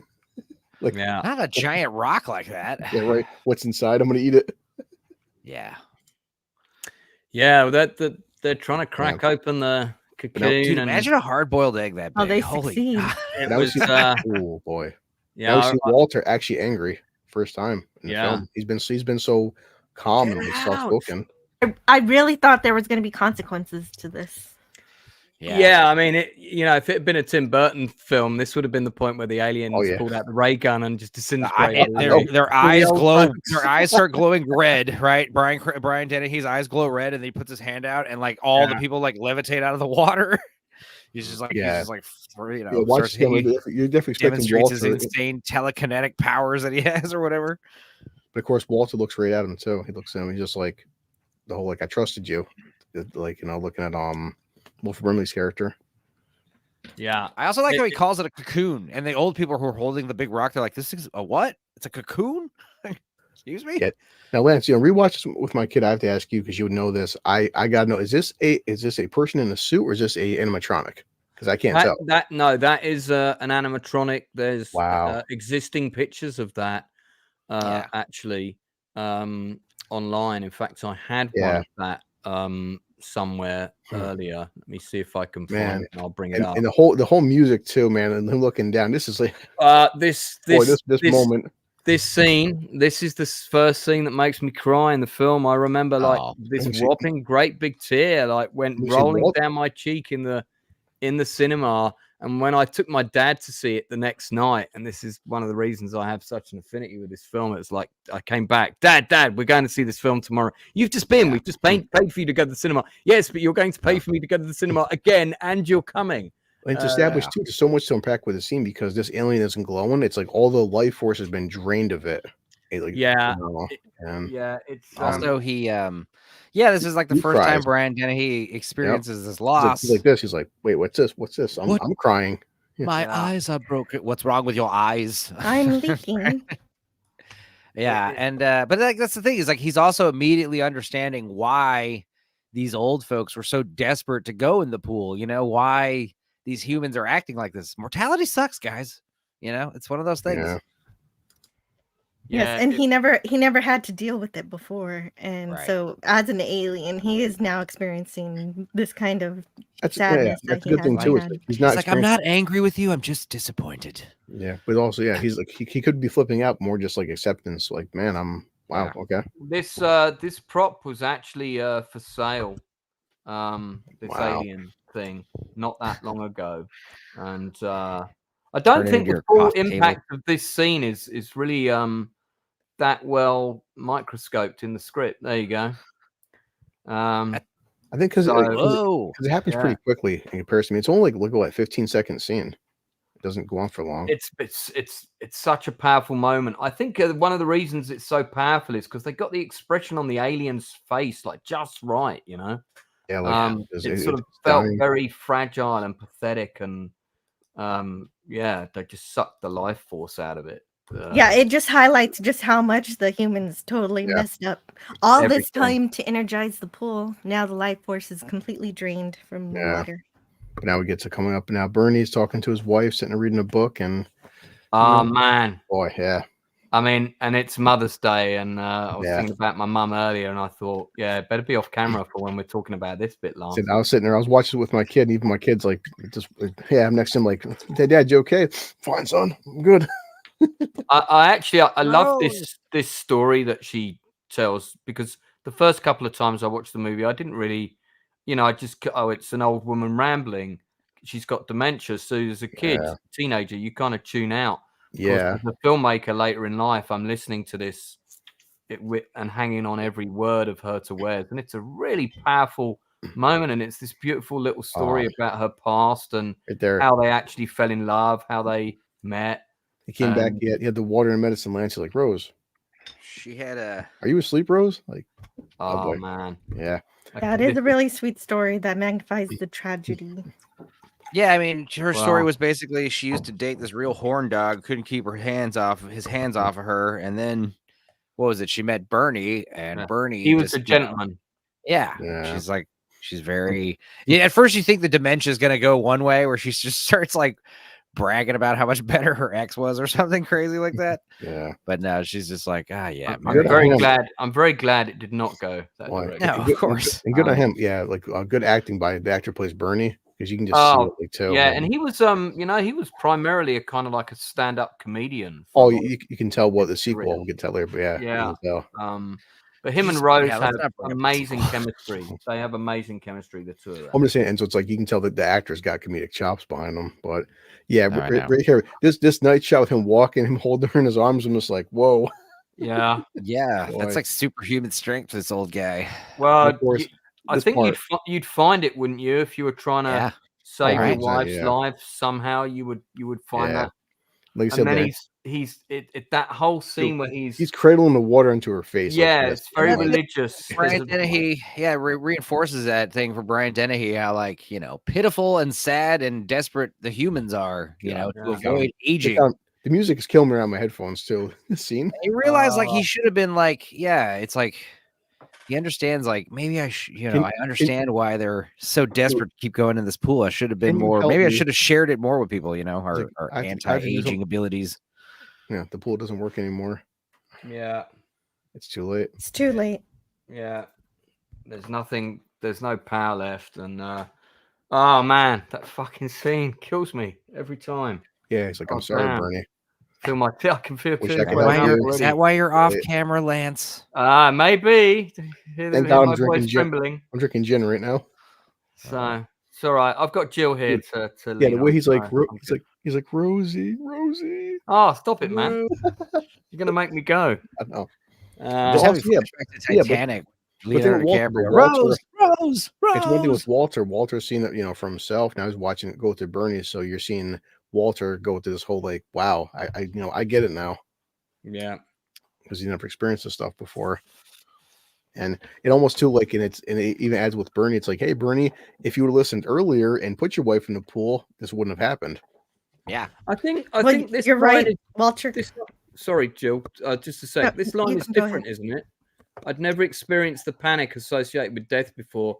I'd never had one close to me die. Doesn't Walter say that line differently? No, he just said pain. I think He says says pain. that. Well, he's able to empathize because he just lost 2 of Yeah. his friends from. Yeah, but I think he says this line differently in the movie from the script I here. think he says pain instead of panic. The pain associated. Yeah, with death. so right now he's talking to I forget what's it's like Bernie. Yeah, it's like there's got to be great, immense guilt going on with that, because it's like you could have saved your wife probably. Yeah, because we have this good scene with Ben and Walter right now. He goes, "I want to tell you how sorry I am." Sorry, Jill, I interrupted you. Please jump in. I said everything.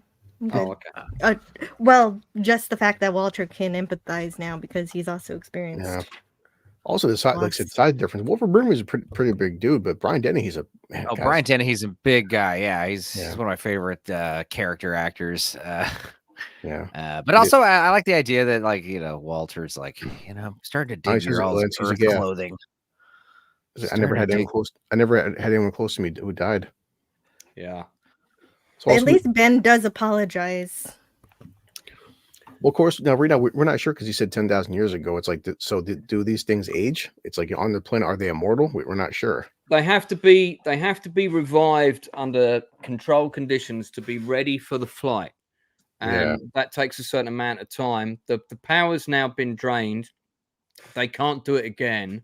So the only way, presumably, the thing that they brought with them on the ship is drained, and they'd have to go back and get another one. But so the only way to ensure their survival is to put them back, and then we kind of go into our scuba montage of. I just guess that they are in suspension the entire time. Otherwise, that would be really torturous to just be there waiting for 10,000 years. Yeah, and then another 10,000 years. They can wait. Unless you've got some kind of matrix device and you're all tuned into it and you can go clubbing and shit while you're waiting, but I'm guessing probably not. Clubbing. Suspended animation. Well, clubbing, play Star Trek games, any of those good things. Yeah, we're getting that from Walter, the voiceover. Like, our base was sinking. 20 of us had to stay behind. He's like, they survived in the ocean for 10,000 years. Boy. Do you think those shots with the rain are real rain, or do you think that's a rain machine? I don't know. They're down. Outside when they're taking the egg, it's got to be a rain machine. Yeah, I think it's a rain. You can tell, it's just raining so uniformly, and you could, even though it's night, you can tell when it's cloudy outside. The light. I don't know. Keith went clubbing with friends recently, but the seals were upset. What about the dolphins, Keith? I almost did a baby seal joke there. I'm glad you did, Keith. So somehow going back into the ocean reinvigorates the cocoons. Yeah. I mean, that's what I'm saying. These are hollow eggs. They're not that heavy.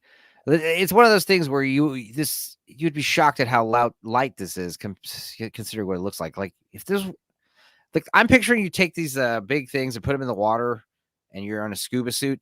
The rock would just sink you, pull you down to the bottom instantly. Like that's what it should weigh.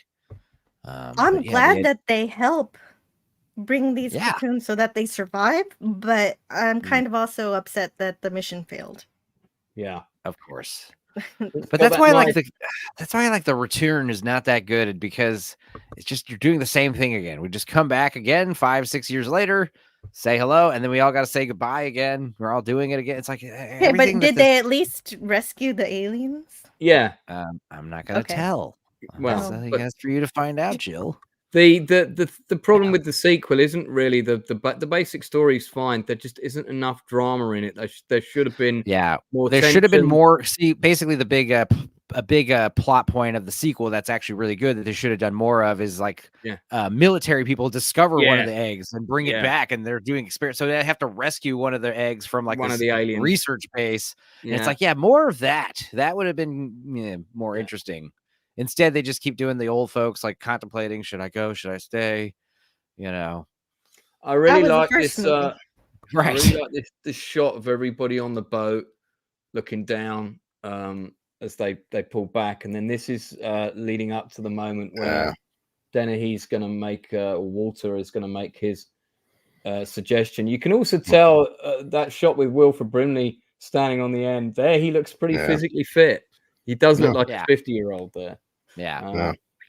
It's No. that big mustache, man. He looks like a walrus man. But Ah. yeah, that's the thing is, I think because of this loss that he had, I don't think he would have offered a ride to these people if he didn't understand. Yeah, he's like, well, we have room for you. You know, you and your friends have what you want what we have. About you and 30 more you your ruined friends. our mission. Why don't you come along?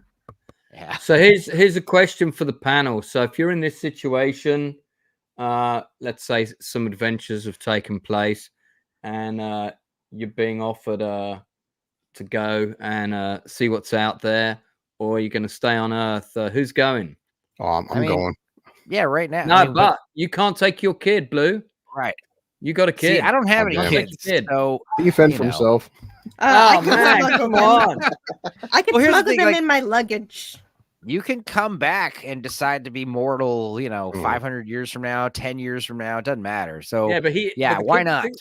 500 years from now, Blue's kid might be deceased, I Mm-hmm. suspect. You never know AI technology. Huh? So Jill, would you go?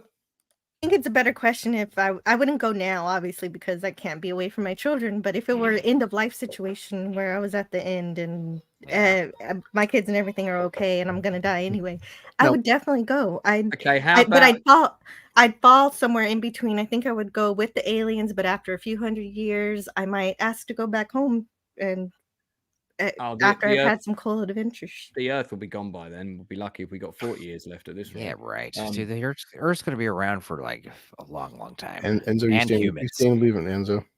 Well, we'll see. You'd be surprised how resilient humans are.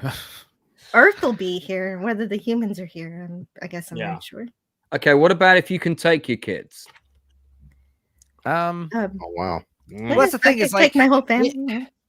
Even if my whole family were vampires and we were all immortal, that's still weird because you outlive everybody, and that is, I like to think like there's an idea, like for instance, like, my vampire story, you talk about a 500-year-old vampire. There's a certain age you get where you can't even remember what you were like before the immortality. That is so hundreds of years ago. It's like a dream. Yeah. You are now a different creature, a different entity. But I'd be robbing my children about of what it means to be an Earthling. I love right. This, also, like the idea is the kids are also, Yeah. or if they're little kids, you definitely don't want like little Claudia from Interview with the Vampires. Little permanent children. That's not cool at all. Yeah. It does say That's like something though. So punishment. it's funny how he's talking to his grandson instead of his daughter about this. Well, yeah, because like he's got to confide into someone, and you tell a child because even if the kid tells mom, it's like, obviously I'm not going to believe that. Yeah. I'll probably believe something's wrong with grandpa and you're just coming up with some weird story. Yeah. Like, this feels like a conversation a grandparent might have if he is actually passing away instead. Right. Yeah. So this scene that's in the bedroom, it didn't work. So it was actually Wilford Brimley who suggested, why don't we shoot it when we're fishing? So you can see in the original script, it was in the bedroom. They changed it. My favorite line in the movie, by the way, is when Walter says, we don't know what forever means. Yeah. So their concept of life is completely different to our own. We said to him, he's like, we're not going to have baseball games, hot dogs. We're also not going to have grandsons. And it's like I said, like a human brain is finite. Like these cocoon creatures are they're evolved, equipped mentally to withstand 100,000-year lifespans. A brain is finite. Yeah. So the idea of you like living 500 years, even with like a functioning brain, like your memory has only got so much storage capacity that like after a few centuries, I'm sure your brain's tapped out. You can't, you're gonna have to start erasing old memories to make room for new stuff, But you're gonna have a new alien brain. Right. Yeah, you'd have to write a lot of memoirs. Yeah. So I'm not sure what document everything. Yeah, exactly. But then people are funny, but then there's people out there like, remember Rio Perlman, Dan DeVito's wife, she can remember every single day in her life. Like you could ask her a date, she can go back to a date. Total recall. Yeah, some people have that very rare trait where they can remember everything they've ever experienced. Ask her a day, and she can tell you what happened on that day. It's I've like got a rare. Some pretty weird ADHD levels of memory. That's a plot point for my Diamonds in the Sky novels, Blue. By the way, it's one of the things that happens with the alien spaceships. Yeah. Powder, Total Recall. The Yeah. idea, like, you could just say a book, say a page number, and he could just close his eyes and just recite exactly what page it is. Like, yeah, but it's good dialogue here. With we have Ben here talking to his wife. Are you having second thoughts? Of course she is. Yeah. Yeah, it's not right to outlive your children. That's weird. And Yeah. Sure. So that means that's the thing. Oh, go ahead. Sorry, Lance. No, I was just going to say we go into a montage of the various characters kind of doing the last things they need to do, saying goodbye to either the kids or I like that line he says. Your children, giving away your money, and the other thing, of course, is Don Amici wants to do it right. He wants to get married before they leave. Right, Beth and Arthur get married before they go to space. I like the line to his wife that was like, the way nature's been treating us, I don't mind cheating it a little. Yeah. What's funny is, like, nowadays it'd be so hard to go into a bank. Let's say you had like a lot of money in your savings account, your bank account. And you're like, I want to cash it all out.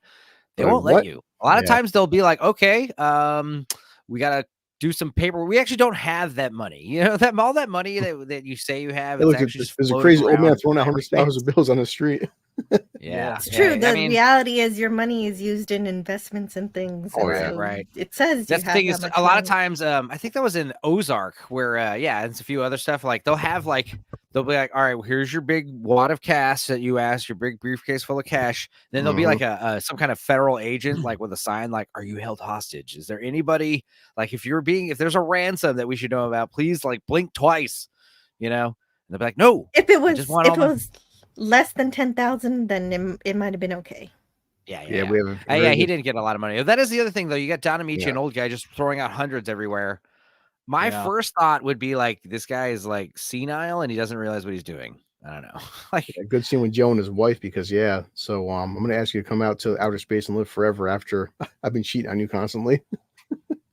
Okay. Well, is that Rose right there on the table in the urn there? No, just kidding. Sorry. It works. But yeah, Jessica Tandy really like you said, like this is a couple, they're a real life couple. Yeah, they've got that chemistry, and they've gone through this before. Oh my god, I didn't think about that being Rose.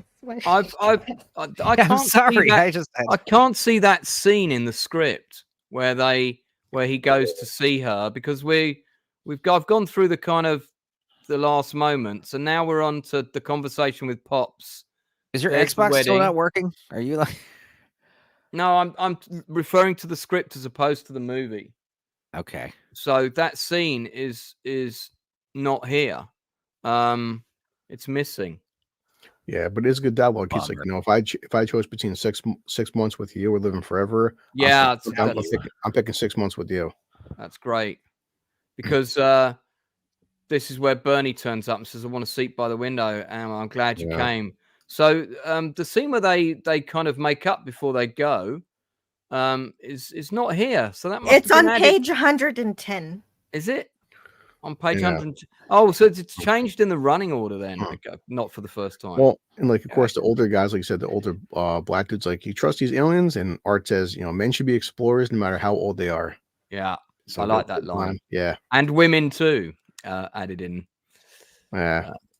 Remember, this is Star Trek changing that. They had to change it from like where no man has gone before to now where no one's gone before. I'm at the scene where Don Amici's he's getting married. Get married, yep. So I'm actually watching the movie like I'm supposed to. No, I've always thought that it was fine the way it was, because man means mankind. Yeah, and when you make it one, you kind of incorporate all of the aliens. What's like even the term like men, animals? The term men in black. It sounds different than people in black. Yeah. So I'm on the scene where David's kind of told the mother, and the mother's gone to knock on the house. Am I ahead of you? Ahead. Yeah, yes. Right now, they're taking the older guy and they're dressing him up and stuff. Old guys, everyone's getting dressed up. They're getting ready to sneak out tonight. Because I mean, that's the thing. It's like those old people who rush the boat or rush the pool. I'm sure they got like a brief little stint of energy. Yeah, security guy's falling asleep. Yeah, and everyone's walking past him. The Ice Cream Man. Oh, that's one of my favorite Clint Howard movies. Yeah. Doesn't he? Don't don't they drug the guys so that they They sleep? didn't show that.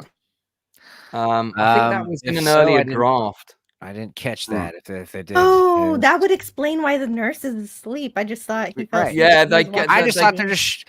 I assume, guys. Like I said, I've hung out in lots of nursing homes, or at least one nursing home a lot of times because my friend worked there. And yeah, it is laid back. Like you could.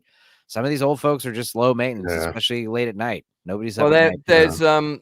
there was a scandal in the UK recently where a load of carers have just been done. They've been arrested and convicted for yeah. basically drugging their patients to make them more docile. Yeah. Oh well, that's every nursing home, that's really. awful. Yeah. You get- But I mean, that's the thing is like when you're on a certain, when you're in the heavy duty wing Mm. where the dementia patients are and the people that are like really infirmed, that is where you do kind of have to be more alert because like one thing that you do deal with all the time is like old folks sneaking into each other's rooms and having sex. And it's like there's like adultery and a lot of sleeping around and stuff. It's weird. It's Yeah, of awkward. course. Hey you- Keith, That makes thanks for the sense, though. super chat, buddy. Awesome. $4.99. I appreciate that. Thanks, Thank you Keith. for that, Keith. Hell yeah, Keith. What's cool Yeah. is like I used to go into these old folks' homes and bring some DVDs and put on Mm. Forrest Gump and they didn't care. They were like, Yeah. Can you tell me when you get to the bit with Bernie coming to the There, boat? she said, "Mom, Dad." She's like, Yeah. so the mother is freaking out because I told Grandpa checking I on promised, mom, knocking I on the promised- door. I promised I wouldn't say what's going on. She's like, well, Yeah. they're my parents now. Yeah, the Bernie. Yeah, Bernie, come on, Bernie. Yeah, now Bernie's coming on the boat. Yep. Okay, all right, let me But he's play. gonna say goodbye though. We're so glad you're here. No, Yeah, he didn't change his mind. He just I see him- wants to say, "I'm here okay to with this." say, Yeah, yeah. I love the way he plays this scene. He's like Um, happy.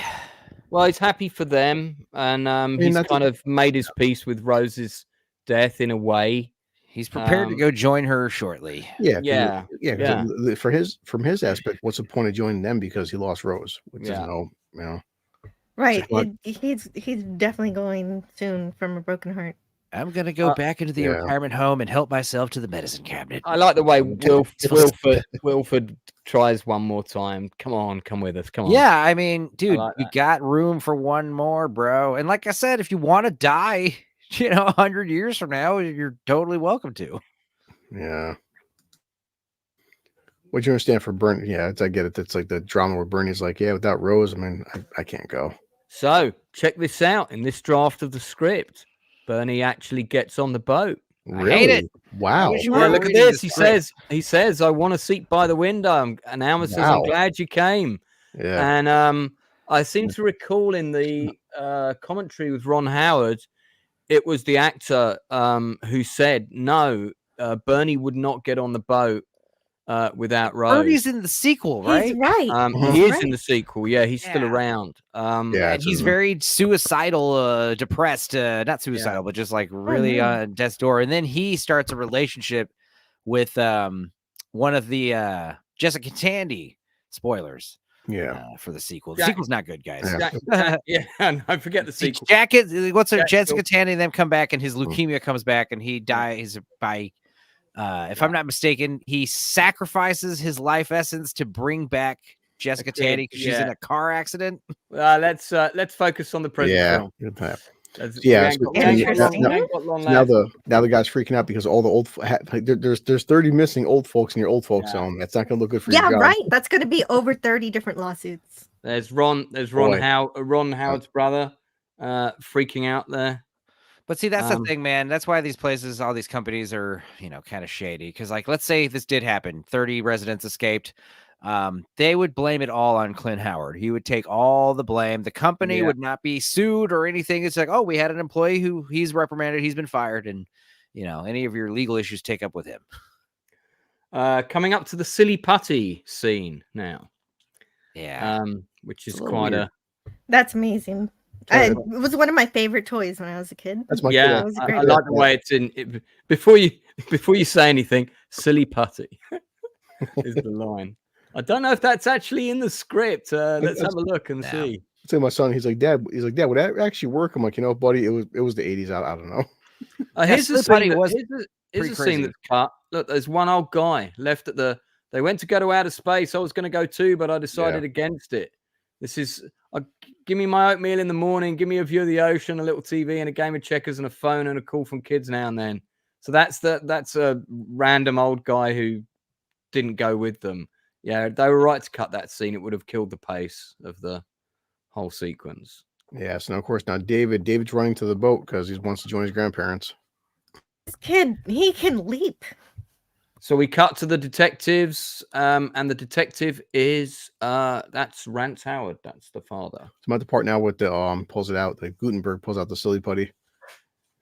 Right, yeah, I've got Barrett Oliver hearing the boat, and he's running towards the jetty. Yep. So we're pretty much in the same. Yeah, we place. have a second pause real quick. Yeah. I've given up on my Blu-ray. It kept stopping, disconnecting from the TV. I think the HDMI cable must be, buggered or something. Well, First currently Jack is physical using media. silly putty to fix the internet. Yeah, that's where I'm which at. is Yeah, super cool. I'm on the Barrett Oliver running with the police chasing after him, and we're pretty much in the same place. Yeah.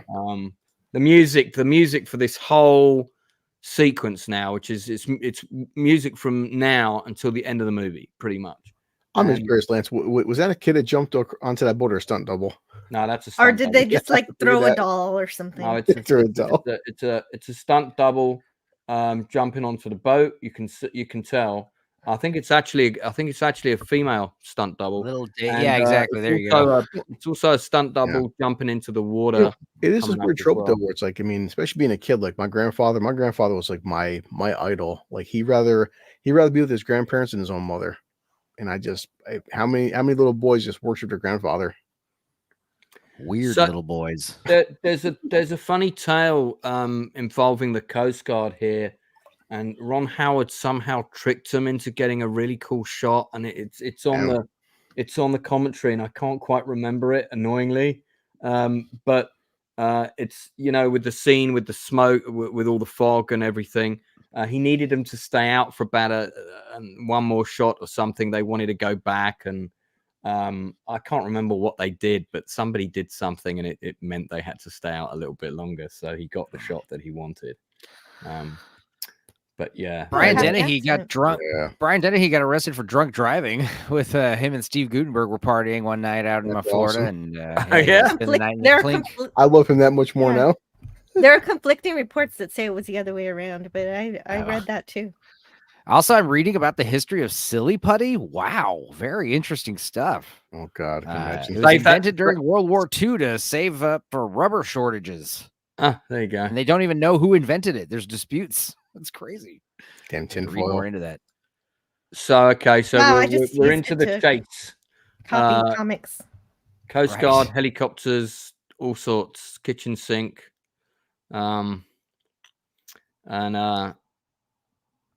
This conversation with David is kind of really short in the movie. See also formerly scene 335. It's been moved. Yeah, because right now it's nobody tells Jack there's a kid aboard until. Yeah. I like to think that the Coast Guard's over here harassing these American citizens trying to just get on a boat, but there's like a big old raft full of Cubans floating right past them. They don't even care. Well, because poor Jack, the whole time he was doing silly putty, he's driving. He doesn't know a kid just jumped onto the boat. No one told him anything. You actually see a bit more about what happens to Jack in this script. I'll show you in a sec. Oh wow. Yeah. It's all getting a bit intense. They're going out to sea, and then you see Walter staring up at the moon, almost like he's looking at the moon like some kind of like a beacon or something. Like, yeah, they're at the checkpoint right now.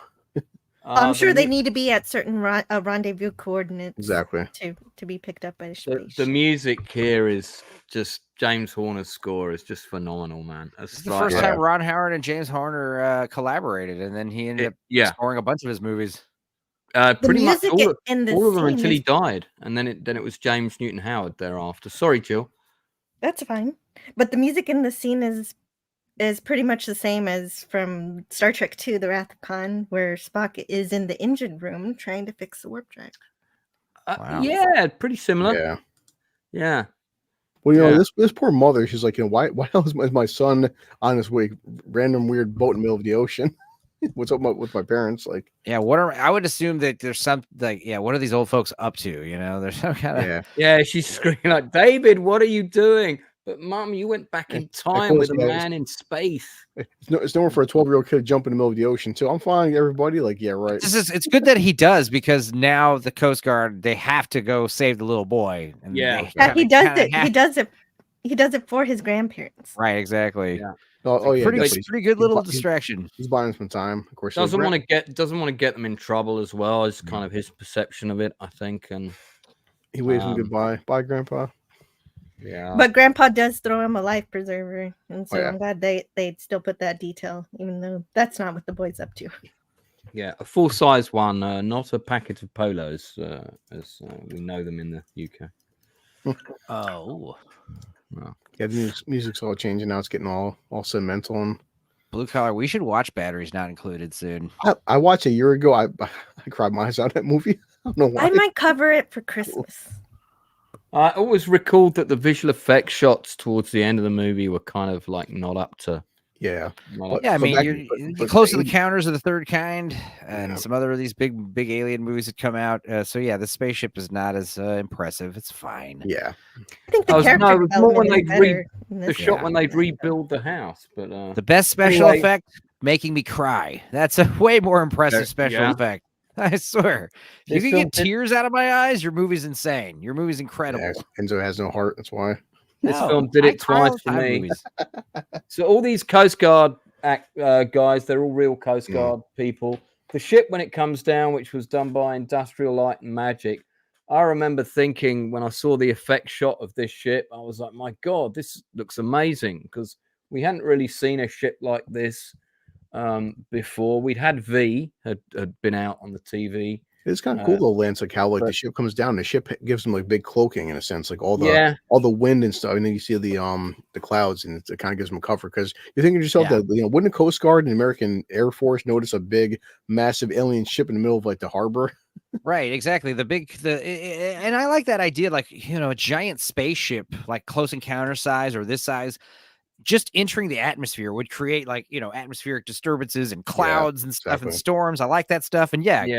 cloud cover. It's the best way to hide your big alien spaceship from Earthlings, It's I was clever. wondering if it can do all that. Why can't it energize the water and bring the rest of the aliens home? It's a good point. Well, that's because the little box thing, they only brought one with them, and it's drained. You see, it's Mhm. drained of that special, and that would be rushing Sure, it, and sure, therefore they bought wouldn't more survive boxes. the flight. It's like a big battery. It takes time for the cocoons to be charged up in the proper environment. They can't do it from there. Ship's Yeah, too see, big. the aliens when they come down and get their cocoons, they don't expect Alright, like 30 old people to drain their life I'm force. with you, Jill. This movie's stupid. Jill, you should Jill, you should be used to this stuff. It's normally called Star Trek techno bollocks, and it's the like Get Out card. Yeah, but this is the kind of stuff that I eat up, and so that's why I'm Yeah. having a bit of fun with it. They'll be You're right. fine. They can wait another 10,000 years. I love it when the aliens are super advanced in all possible ways, except for like 2 or 3 really important ways. Yeah. But they've got to have some fragility. So the ship But yeah, starts oh being my God, lift- Wilford's chest Yeah. hair goes all the way up his Dude, neck. that's a manly chest hair. God, I've Very done It's it. more manly. than mine. It's it's like See right how here. mine stops right here? His goes like up to here. It's like a big Yeah, it's like Brillo a pad. bushel. the ship going up into the ship is a very, very Honestly, good. like okay, effect shot. Walter, he gives him a stack of like hundreds like this. Where'd you get that from? Imagine a stack of ones. It's like, hey, this is only $500. I thought you were gonna be paying me more. He gave like $100,000 right there. Dude. Yeah. So I mean- did always think when I watched this film, like, surely if they found Gutenberg in the ocean, which they would, because he's Uh-huh. quite far out now, with a big bag of money, surely Yeah. questions would have been asked. He's You know- also the captain of the boat, so he Well, would have gone to yeah. prison. That's a- Yeah, that's Yeah, what hey, I thought. Yeah, all these people disappeared on your boat. Like you are responsible. I'm assuming that their Oh. bodies are overboard. You know Jack what was not a happened? kitty. It's like, So they That's one got- of my big issues is how did Jack get away with not going to prison for Right, well, ostensibly that- causing the well, deaths of that's this covered in entire this. boat? That's covered in this script. Shall we have a It- quick look? yeah. Oh I wow, mentioned- yeah, because if there's no body, Yeah. there's no real crime. Honestly, Did he it's hard. escape to Mexico? No. So what happens is, as the fog lifts, the Coast Guard boats, the helicopters, the police boat swarm towards Jack in the dinghy. The dolphins glance concernedly between Jack and the approaching military craft, One by one, the dolphins squeak out high-pitched goodbyes. So we also got the whole dolphin goodbye scene cut. Then they disappear beneath the surface of the dark ocean. Only Jack's earlier companion lingers momentarily for a final wink. Meanwhile, 6 officers stare down at Jack from the decks of 2 cutters. I'm looking for my boat, the Manta 3. Have you seen a small cabin cruiser out in these waters?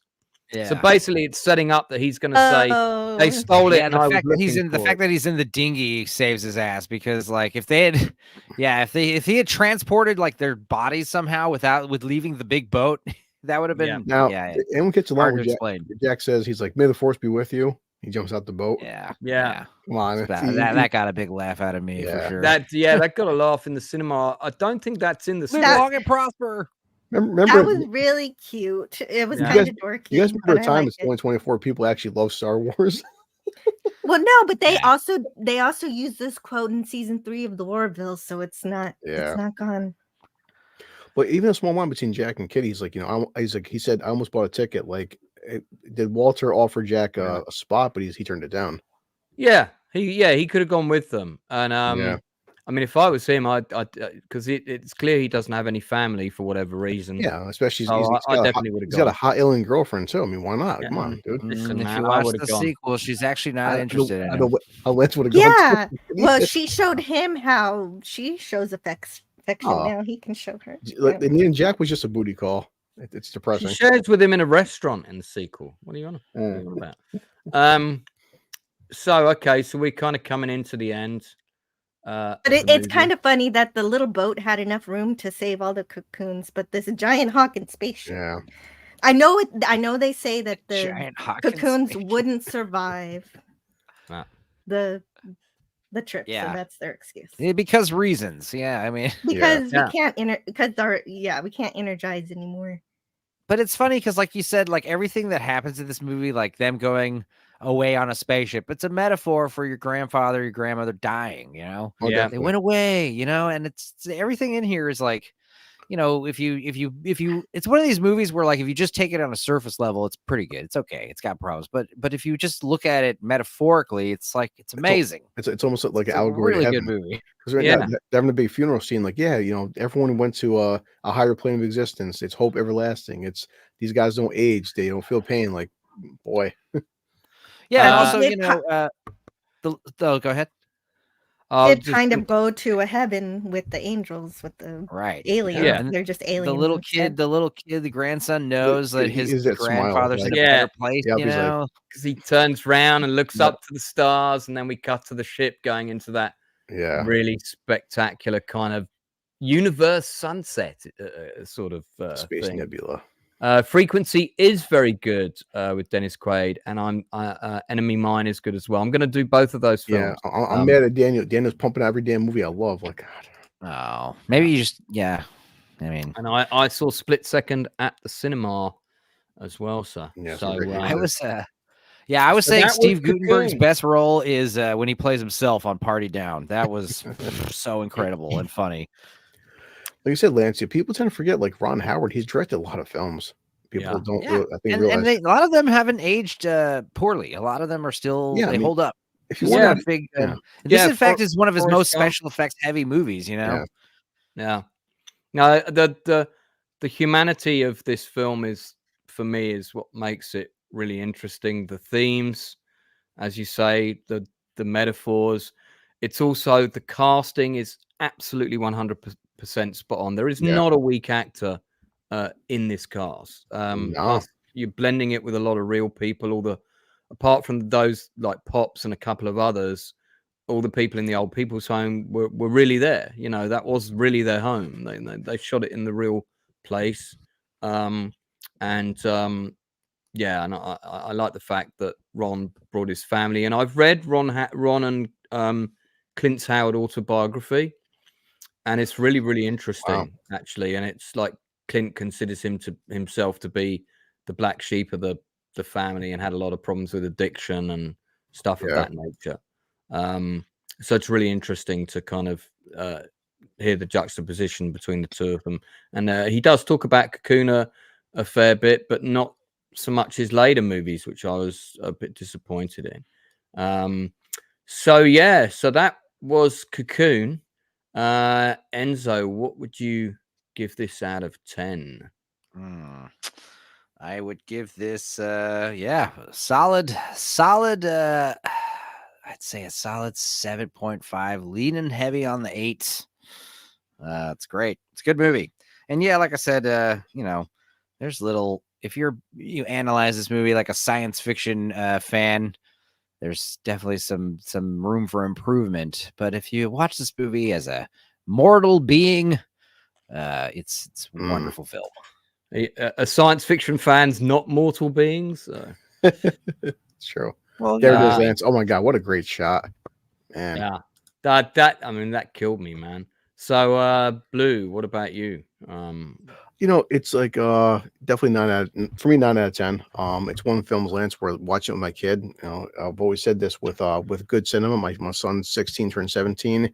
He watched this film. He goes, "Dad, this film was fantastic. I can't wait to watch a sequel with you." I mean, that would be debatable how good the sequel is, but still, the fact that this film is 40 some odd years old and it still holds up well. The only nitpick you could say is that, obviously from practical effects, some of the aliens floating around and, there wasn't CGI back then.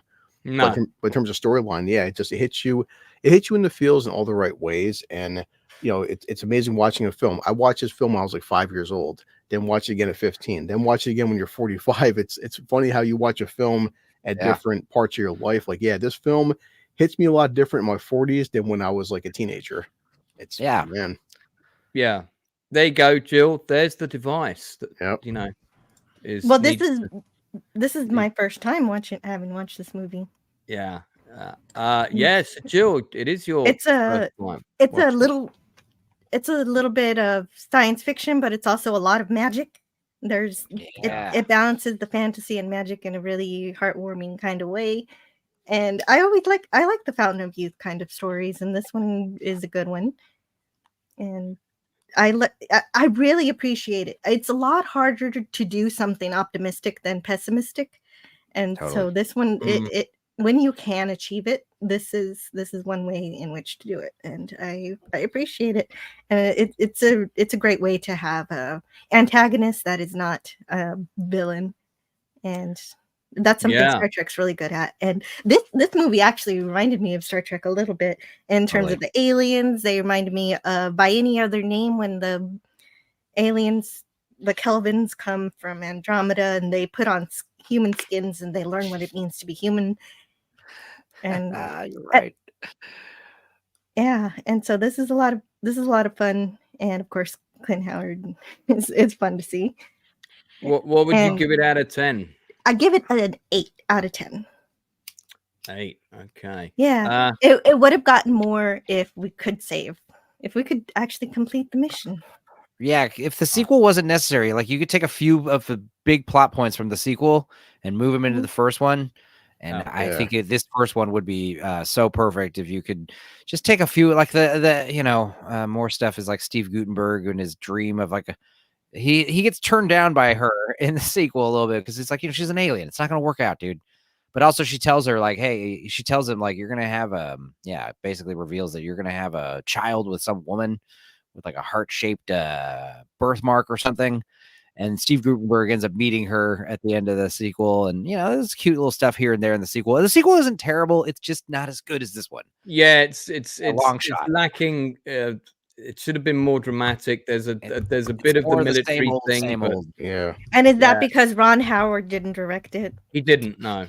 Yeah, it's capturing lightning in a bottle. Ron Howard seems like a natural optimist. He seems like a laid-back guy. But when you have a sequel and they're trying to capture that Ron Howard optimism, it just kind of falls flat. Lightning in a bottle, Well, for me, it's a 10. I don't give movies 10 very often, as you know. Perfect casting, perfect script. I really just love the story. I think my mark is slightly prejudiced by the fact that I dragged my dad to see it again straight after, and that has a very specific memory for me attached to this film, which just boosts it So I guess you could say there's a bit of nostalgia involved in that. Yeah, but it's also it's a very optimistic film considering. I don't feel that the plot deficiencies as they exist for me are anything in a film of this type that I could complain about. It's not like Masters of the Air getting the getting the Belgian chimneys incorrect. No, it's a really good. I like the tone. It's you could show this film to anyone at any time and it would be suitable for them. And I just knew any my country dad was too, gonna love any nationality too. Yeah, like anybody. Yeah, it's international. It's an international message, and it does raise some serious moral questions. It's not an overly serious film, but if you do think about the metaphors and the underlying message, it asks you, would you get on the ship or would you face whatever the rest of life has to offer you? I mean, my ticket on the ship is already booked, so I just like you said, Lance, it's one thing me watching this film at 20 years old before I was a dad. Now watching this film again as a dad, like, damn, would I get on a ship being a parent now? I wasn't a parent at 20, so I'm like, that's a different question. And like everyone would agree, a film that was made in 1985, I'm sitting there with a teenager who's 16, like, and he was born in 2007. Like, Dad, this film was fantastic, and like that says a lot about quality storytelling. Where you can have a teenager in 2024 watching a film from the 80s and like, Dad, this film was great. So, how many films that were made in the past 5 years can somebody watch 20, 30 years later and it still holds up? Jill? Yes. And yeah, that's true. I agree that this movie transcends the time that it when it was first made. It doesn't look dated. But there was another Star Trek episode this reminded me of where Zefram Cochrane is in it, and it's called Metamorphosis, and he's able to live a long time because of this alien being that makes him live longer. And he says immortality consists largely of boredom, and he'd been alive for a few hundred years. Yeah. And I think that's Bernie's philosophy of how he would perceive it. Yeah, well, especially if it was 200 years without Rose. It's good that they changed that and that he didn't get on the boat. And I think that was down to the actor as much as, and the original writer probably wanted to kind of save everybody. And I get why it was in an earlier draft, but once you get to inhabit these characters, the differences between them become more apparent, and that's a natural end for his narrative. Yeah, I do appreciate when actors understand their role so well that they make contributions like that. Yeah, definitely, Lance. Something Enzo talked upon multiple times. I do like seeing the script you've shown the differences. I do like some of the tightness of this versus the actual script. I do think they did a better job sometimes improving and cutting things out. Well, controversial comment here.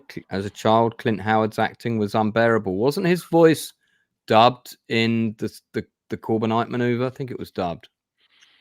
Maybe Keith is just saying as a child he didn't like Clint Howard. I'm just kidding.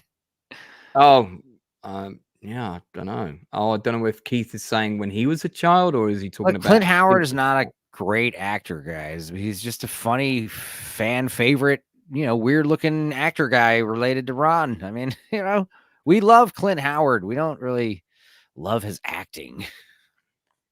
But Clint, if you're out there, I love your acting. So I am a huge fan of the Ice Cream Man. Yeah. That's like he needs a star in more movies.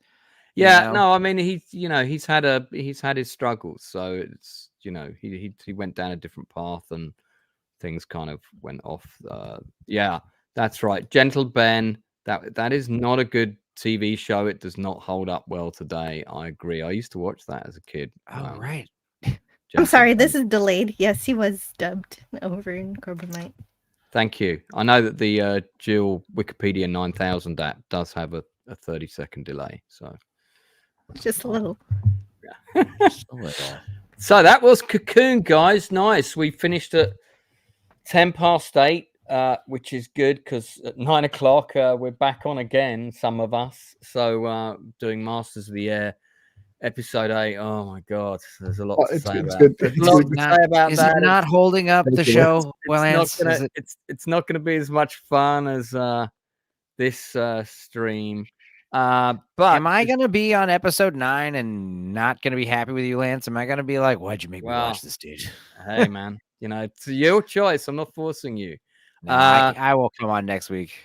So just do we're gonna, before we do our roundup of who's got what coming up, and let's hear all about Jill's Star Trek stuff. Just to remind people, this is coming up on the 24th of March, Sunday at 8:15 p.m.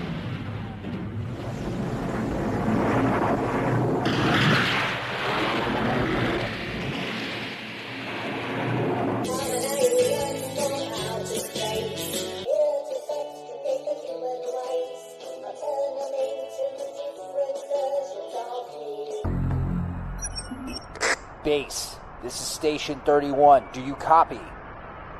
This is Station 31, Base. Are you there? We found something. Something in the ice. The generator's down. We're running low on supplies, and we're out of chocolate. We're gonna run out of chocolate. Not now, Janine.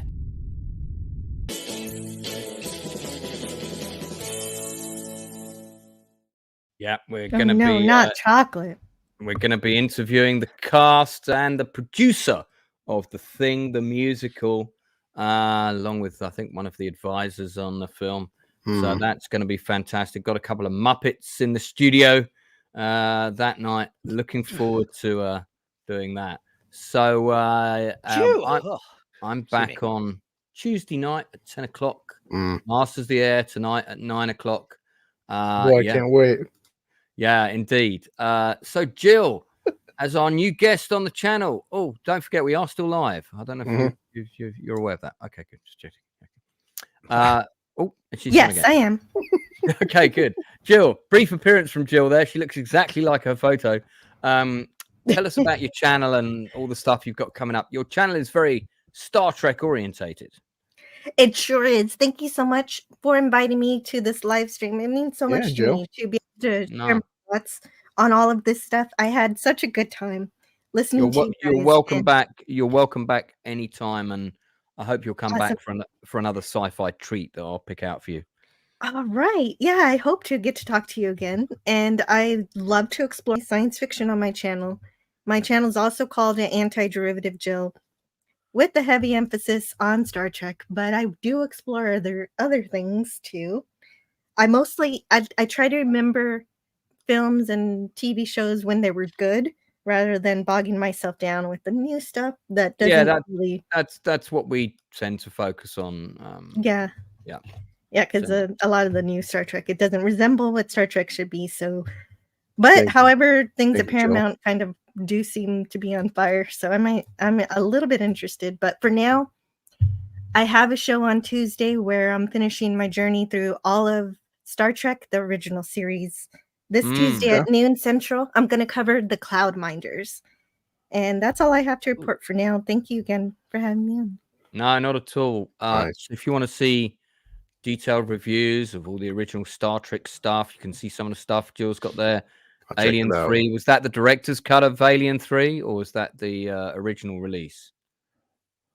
I'm not sure which one I saw, actually. If you saw one of them.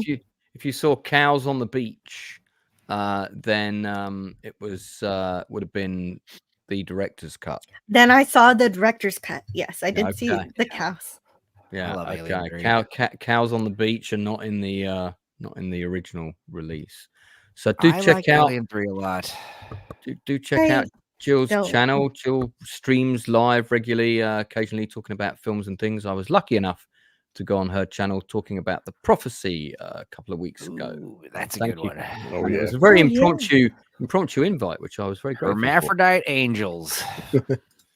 Indeed. Well, yeah, that's where they get the idea for the movie.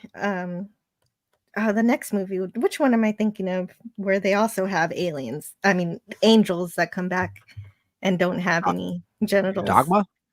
Dogma, that's it.